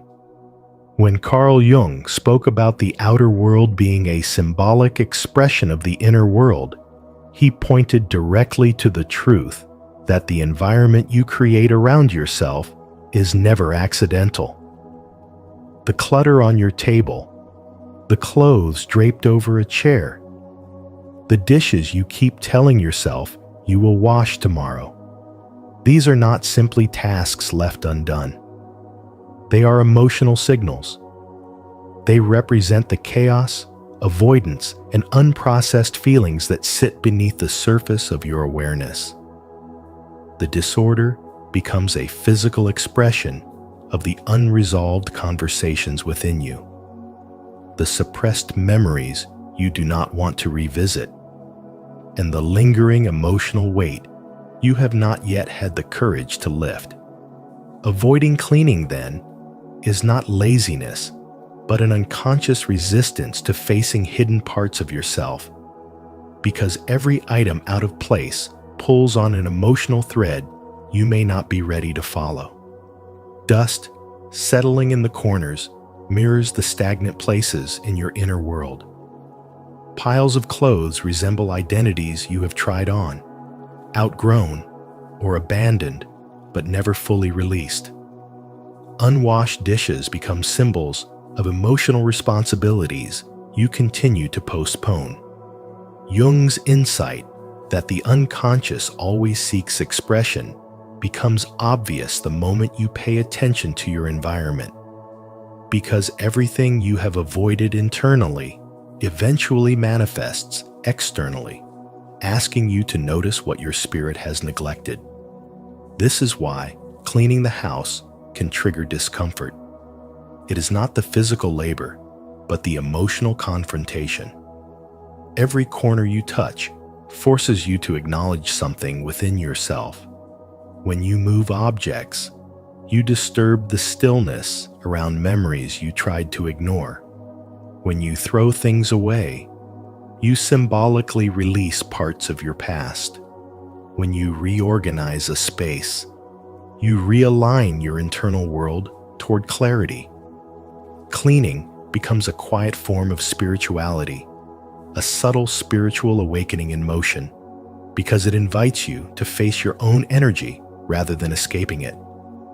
Your home becomes a map of your emotional state, showing where you feel grounded, where you feel overwhelmed, and where your soul has been asking for renewal.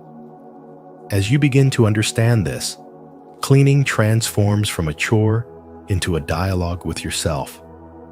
You start to see that restoring order outside helps restore order inside. Each surface you wipe becomes a clearing of stagnant emotions. Each object you place intentionally becomes a reaffirmation of who you are becoming.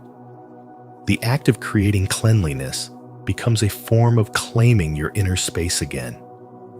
And the more you engage with your environment consciously, the more your inner world responds by shifting from confusion to clarity, from heaviness to movement, from emotional resistance to emotional flow.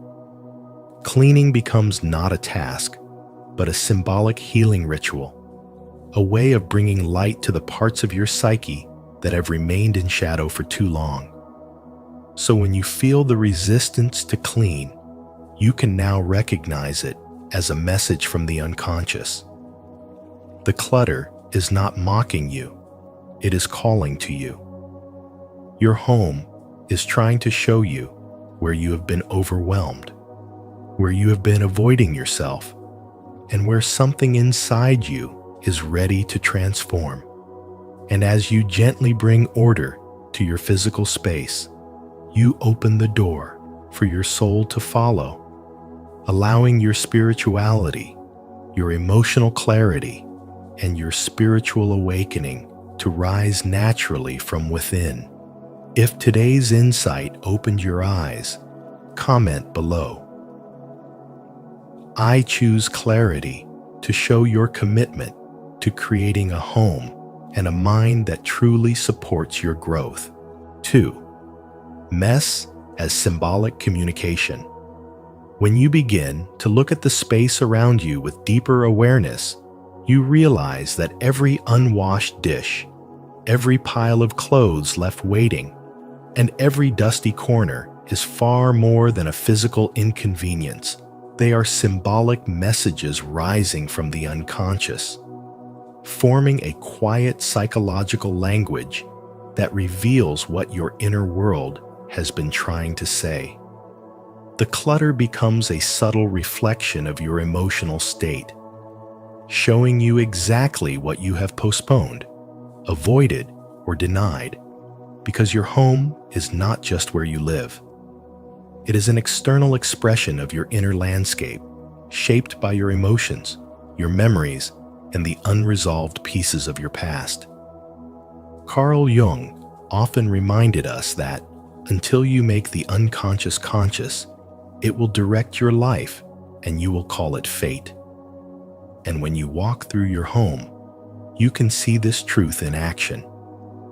The untouched stack of papers mirrors the decisions you feel afraid to confront.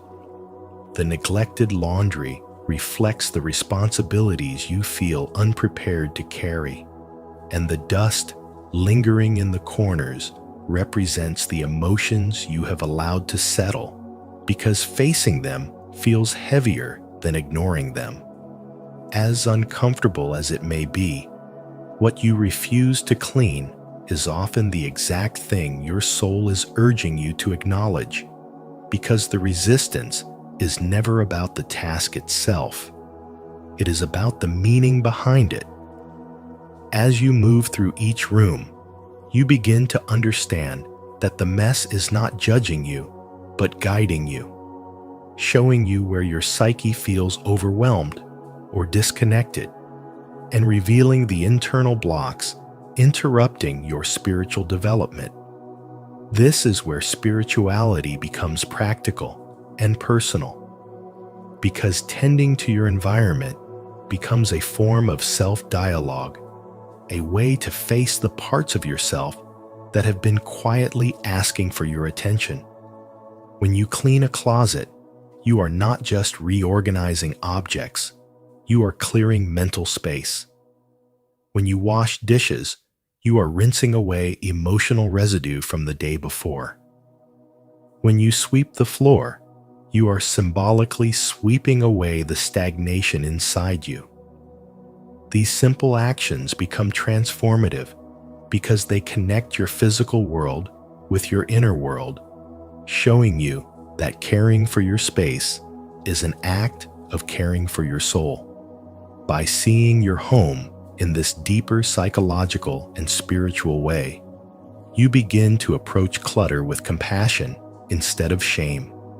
You start to understand that your environment is not a reflection of failure, but a map pointing toward the parts of you that need healing, grounding, and intentional attention. Cleaning becomes a spiritual practice, a quiet ritual of alignment where your hands move through physical objects while your mind softens and your heart opens. Each small task becomes a step toward harmony, revealing that spirituality is not something separate from ordinary life. It is woven into the way you create order, restore balance, and honor your inner state through the care of your outer world. And as you tend to your home with awareness and sincerity, you begin to notice how the act of cleaning helps you return to yourself more centered, more clear, and more connected to the deeper wisdom that has been trying to reach you through the language of your surroundings. 3. Cleaning as a Jungian ritual of transformation.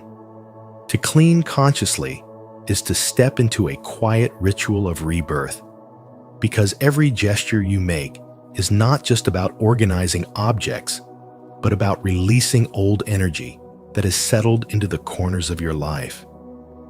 When you lift a piece of clutter, when you wipe dust from a forgotten surface, you are not only restoring order, you are engaging in an intimate conversation with the parts of yourself you often overlook. Carl Jung said, "Until you make the unconscious conscious, it will direct your life and you will call it fate." And this is exactly why your home becomes a living reflection of your inner world. The mess you see outside is often the emotional and psychological weight that sits within you.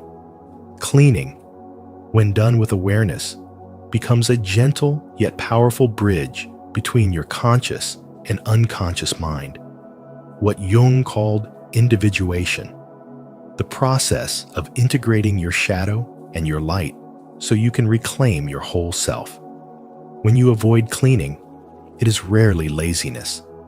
It is a silent resistance to facing the parts of you that feel overwhelmed, unbalanced, or unresolved. Your environment holds memory. It holds unspoken stories. It holds emotional residue that you have not yet had the courage to acknowledge. So when you avoid wiping that counter or clearing that corner, you are not avoiding the task. You are avoiding the confrontation with your own inner chaos. Through the lens of spiritual wisdom, your home is not just a physical space.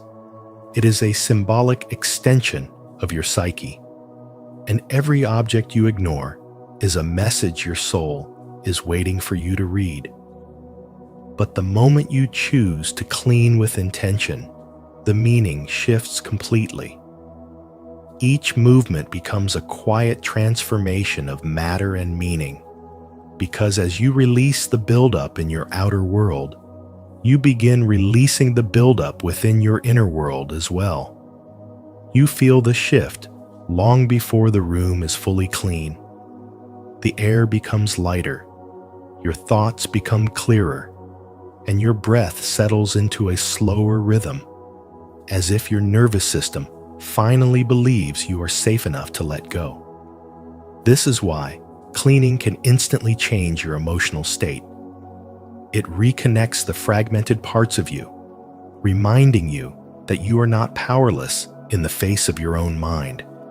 As you continue, you start to see that chaos was never the enemy. It was simply unprocessed energy waiting to be witnessed. Conscious cleaning transforms the room, but more importantly, it transforms your relationship with yourself. You step into the role of the observer, the healer, the creator of your inner and outer space. With every item you put in its place, you integrate a piece of your shadow. With every corner you illuminate, you reclaim a piece of your clarity. With every decision you make, you remind your subconscious that you are present, awake, and willing to participate in your own transformation. And as you move through your home with this deeper understanding, cleaning becomes less of a chore and more of a spiritual conversation between who you have been and who you are becoming. You realize that order is not the goal. The goal is alignment, presence, and the courage to face the emotional dust that has settled inside you.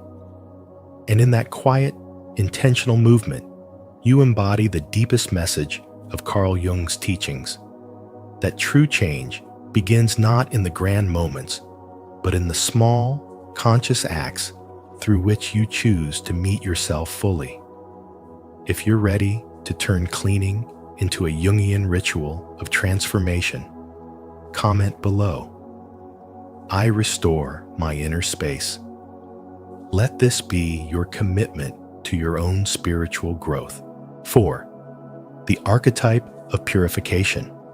Cleaning has always carried the quiet echo of ancient purification rituals, where bathing, sweeping, or washing were never just chores, but symbolic acts of clearing psychic residue from the soul. Long before modern homes existed, people cleansed their spaces as a way of resetting their inner world, letting dust, water, and motion become messengers of emotional renewal. In this sense, your dislike of cleaning is not laziness.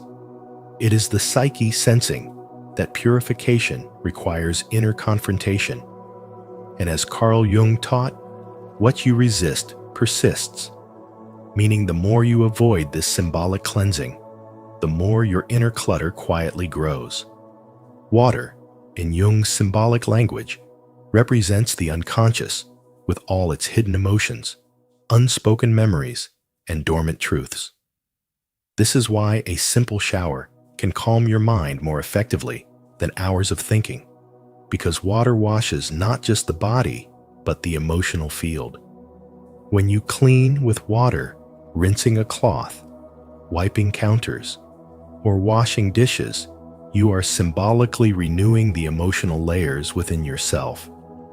The moment water touches the surface, the unconscious begins its subtle shift, reminding you that emotional clarity and spiritual awakening often start with simple, physical actions that realign your inner world. Every repetitive motion in cleaning, folding, scrubbing, sweeping acts like a moving meditation that settles the nervous system and slows the mind's noise. In temples around the world, monks sweep the ground slowly, not because it is dirty, but because the rhythm clears the mind. When your hands move in these patterns, your breathing steadies, your thoughts soften, and the body naturally enters a state of presence. This is why cleaning, when done without rushing or resentment, can feel strangely soothing, almost like the mind is exhaling. Yet the resistance arises because cleaning forces you to acknowledge parts of yourself you would rather avoid. Dust in the corner mirrors neglected emotions. Piles of clothes reflect postponed decisions. A cluttered room reveals a cluttered psyche trying to speak. Jung taught that your environment is a direct extension of your inner landscape, and this is why the room you avoid cleaning often represents the emotion you avoid feeling. Tidying becomes an emotional doorway, one that requires honesty, patience, and a willingness to release what no longer fits your current identity. But there is quiet power in this ritual. As you clear a surface, your thoughts become clearer. As you put things back where they belong, your energy begins to reorganize. As the room opens, your mind feels spacious again, making room for insight, creativity, and inner peace. Cleaning becomes a symbolic shedding of outdated energy, a way of preparing your inner temple for transformation. It is not the dust that weighs you down. It is the emotional stagnation stored inside it. In moments like this, spirituality is not something abstract or distant. It happens in the small gestures, the slow breaths, the subtle shifts. Each act of cleaning becomes an invitation to step deeper into your spiritual awakening, reminding you that healing does not always come through grand rituals. Sometimes it happens through the gentle movement of your hands as your inner and outer worlds slowly return to harmony. 5. Resistance and shadow work. When you resist cleaning your space, you are not simply avoiding a chore. You are confronting the ego's defense mechanism, a subtle psychological shield protecting you from seeing truths you are not yet ready to face. Carl Jung described this as shadow resistance, the unconscious pull that keeps you clinging to familiar chaos because change feels more threatening than disorder. Your mind convinces you that the mess is harmless, but every untouched corner reflects an untouched emotion. The clutter becomes a quiet hiding place where your unprocessed fears, disappointments, and doubts stay comfortably buried. Even when the room frustrates you, a part of you chooses it because it mirrors what your inner world has carried for years. As you move through your home, each pile of clothes, each stack of dishes, each layer of dust becomes a symbolic message written by your unconscious. The ego whispers that leaving things as they are is safer than confronting the discomfort that comes with transformation. Jung taught that the shadow does not ask for perfection.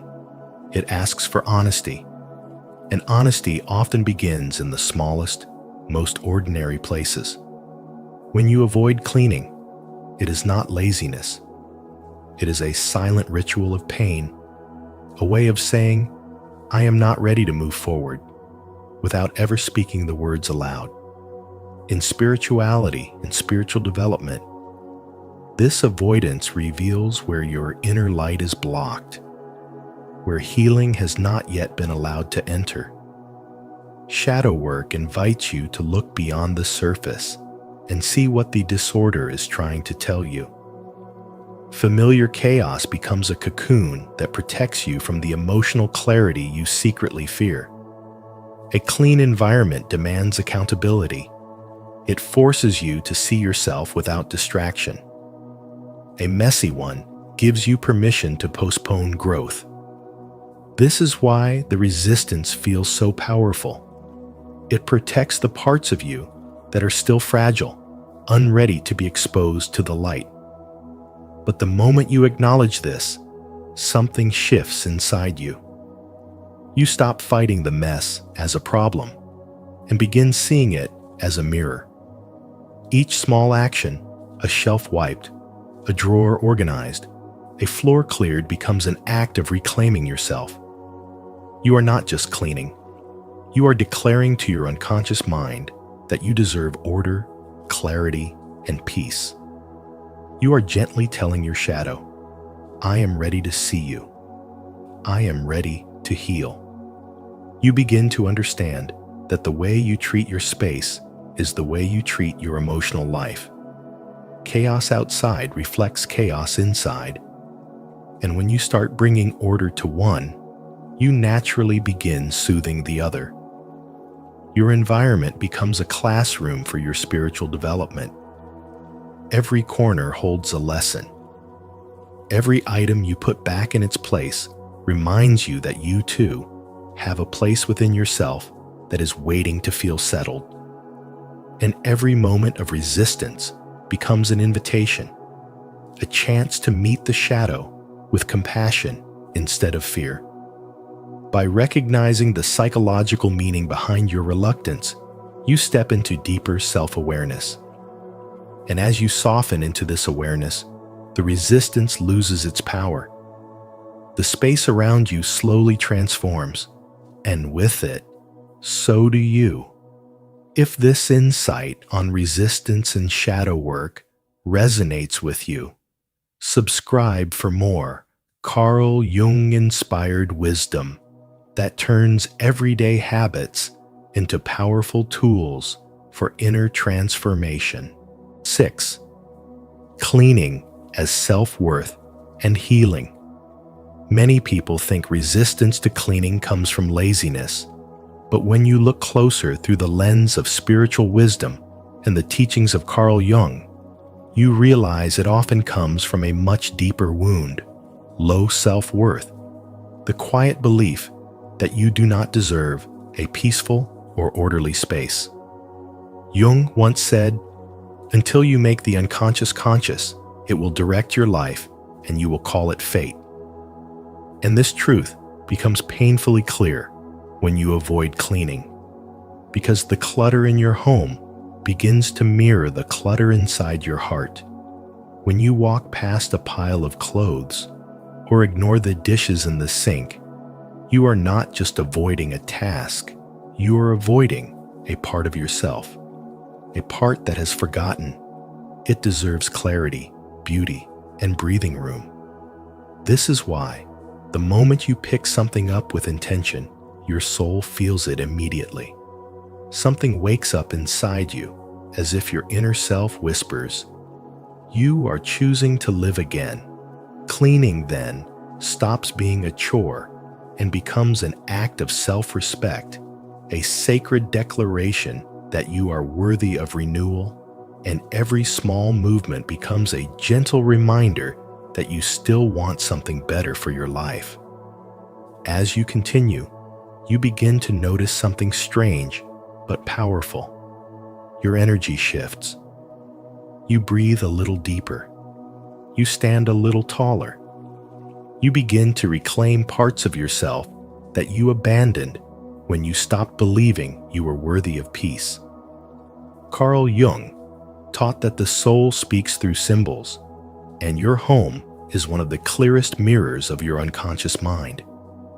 A messy room becomes a map of stagnation, a sign of emotional exhaustion, or even a quiet protest against a life that has felt too heavy. But when you move with purpose, even in small steps, you break the spell. You remind your unconscious that you deserve care, you deserve order, and you deserve to feel alive within the walls of your own life. Cleaning becomes a sacred ritual of dignity, not a punishment. It becomes the moment you tell your past pain, "You do not control me anymore." With every item put in its place, you rebuild your vitality.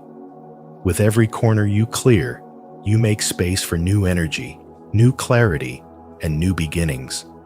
Jung believed that healing does not always come from grand breakthroughs. Sometimes it arrives quietly through simple daily acts that reconnect you with your forgotten worth. As you clean, you are not just restoring your home, you are restoring yourself. You are choosing to honor your spirit. You are choosing to awaken to your value. And when you begin to feel that shift, even just a little, you start to understand that cleaning is not merely a task. It is an intimate journey back to the truth that you deserve peace. You deserve beauty, and you deserve a life that reflects the strength and light you carry within. 7.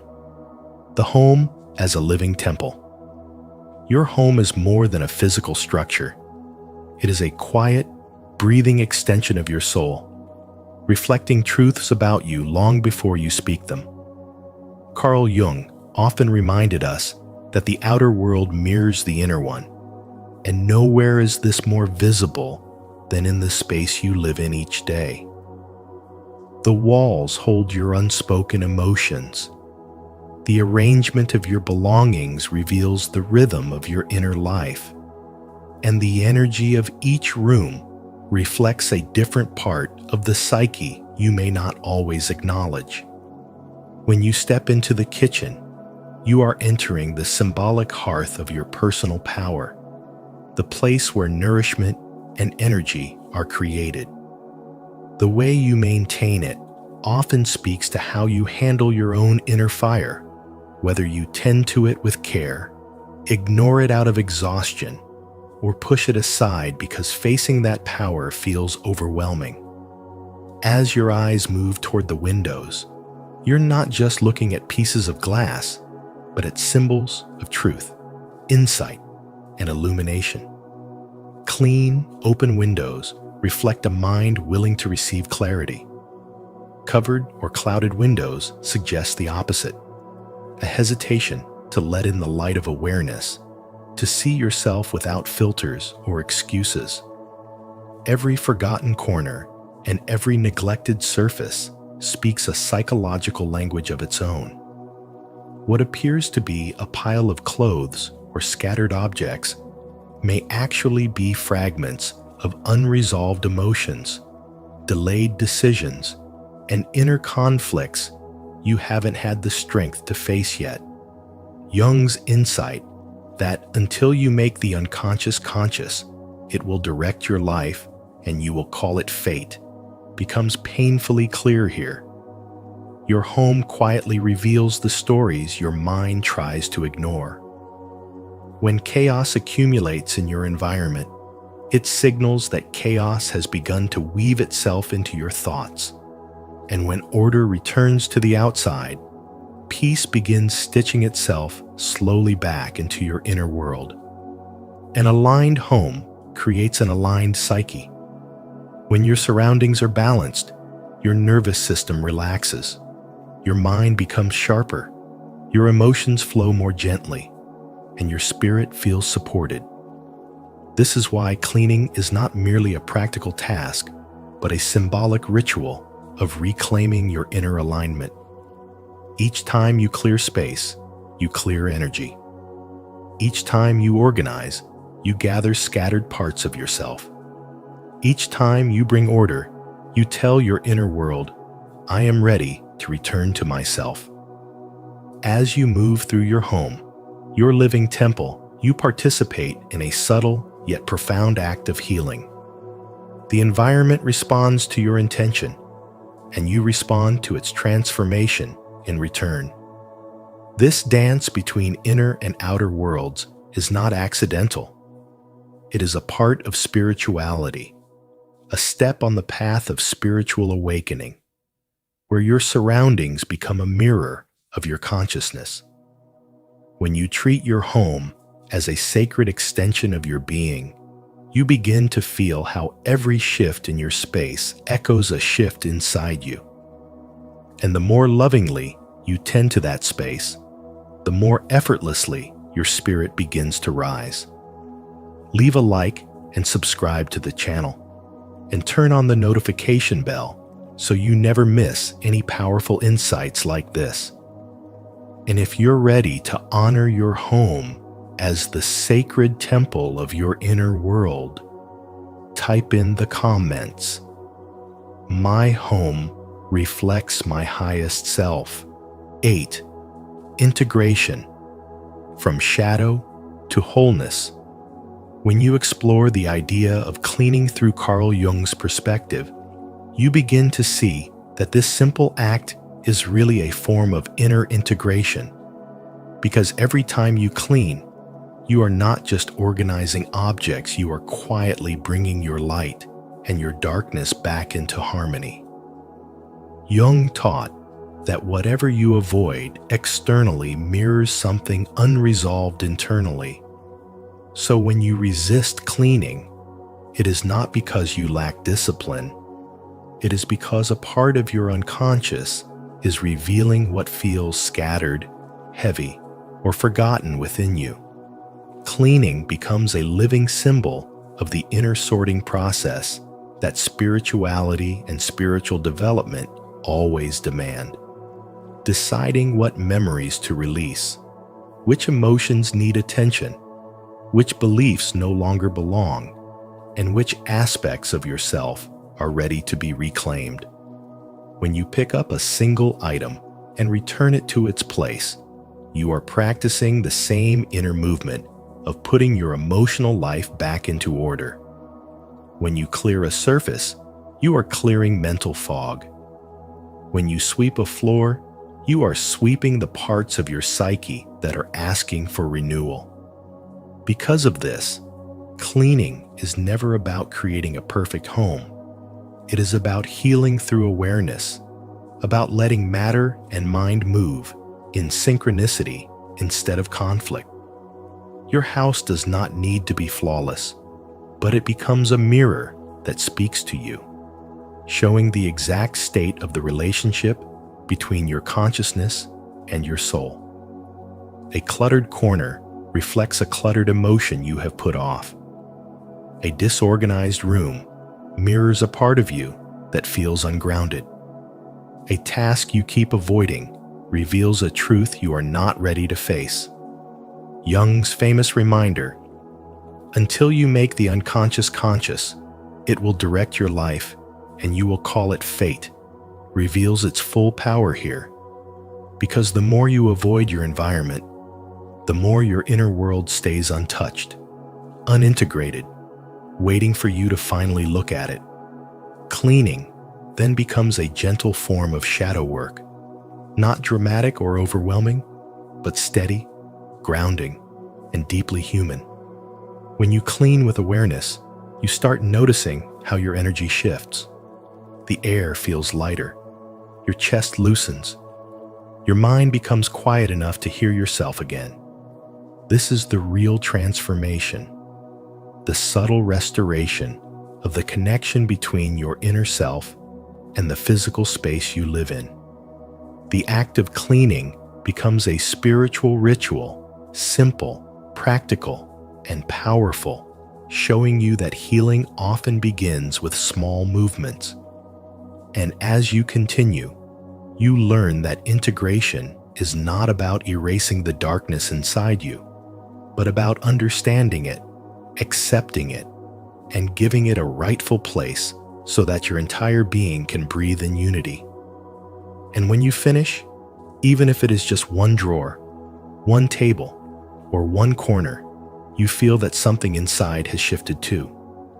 You sense clarity, calmness, and alignment returning to you. You realize the real goal has never been a perfect house, but a restored relationship between your consciousness and your soul. A moment of inner harmony that tells you your outer world and inner world are no longer fighting each other, but finally walking together again. 9. Final lesson: presence as the true ritual. When you finally understand yourself through the lens of spiritual wisdom and the insights of Carl Jung, you begin to realize that transformation never arrives in grand, dramatic moments, but in the quiet decision to act with intention. It begins when you choose to clean one surface, clear one drawer, or restore one small corner of your home.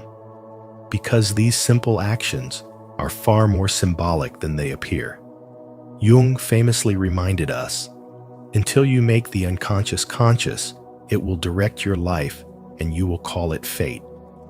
And this truth becomes strikingly clear the moment you notice how your resistance to cleaning is not about laziness, but about the emotions, memories, or internal chaos that these tasks quietly expose.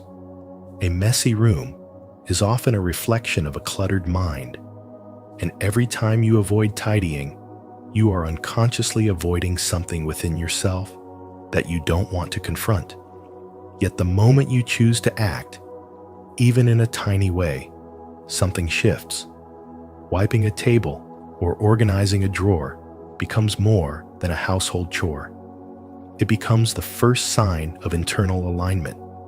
Energy softens, your mood becomes lighter, and you feel a subtle sense of grounding, as if your inner world recognizes the change. Scientists have long said that our physical environment shapes our neural patterns, and spiritual teachers echo this through generations, reminding us that outer order triggers inner renewal. When you take a deep breath and return to the present moment while cleaning, you give your mind a chance to reset, recalibrate, and reconnect to a calmer rhythm. William James once said, "The greatest weapon against stress is our ability to choose one thought over another." And choosing to clean consciously is exactly that, a choice to interrupt chaos with clarity. As you move through your space with intention, presence becomes its own form of prayer. You start to feel how the very act of attending to your environment is also attending to your soul. Instead of rushing through the task or resenting it, you begin to honor it. Each motion becomes slower, softer, and more aware. The simple act of folding a piece of clothing or returning an object to its place becomes a quiet ritual of grounding yourself back into your life. In this way, presence transforms an ordinary moment into something sacred. It reminds you that you are capable of shaping your inner world through the outer one, and that healing is often found in places you overlook. And when you stay with that presence long enough, you realize that attention is the first prayer, and presence is the only ritual. Cleaning becomes a practice of meeting yourself exactly where you are, not running from the chaos, not numbing the discomfort, but gently facing it. Through every mindful movement, something inside you begins to reorganize itself too. Your energy becomes clearer, your emotions settle, and a softer, steadier version of yourself emerges.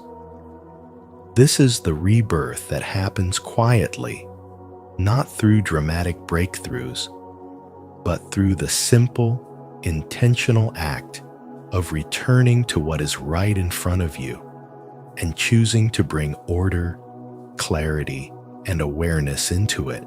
When you finally understand that your home mirrors your inner world, you begin to see that avoiding the mess was never about laziness.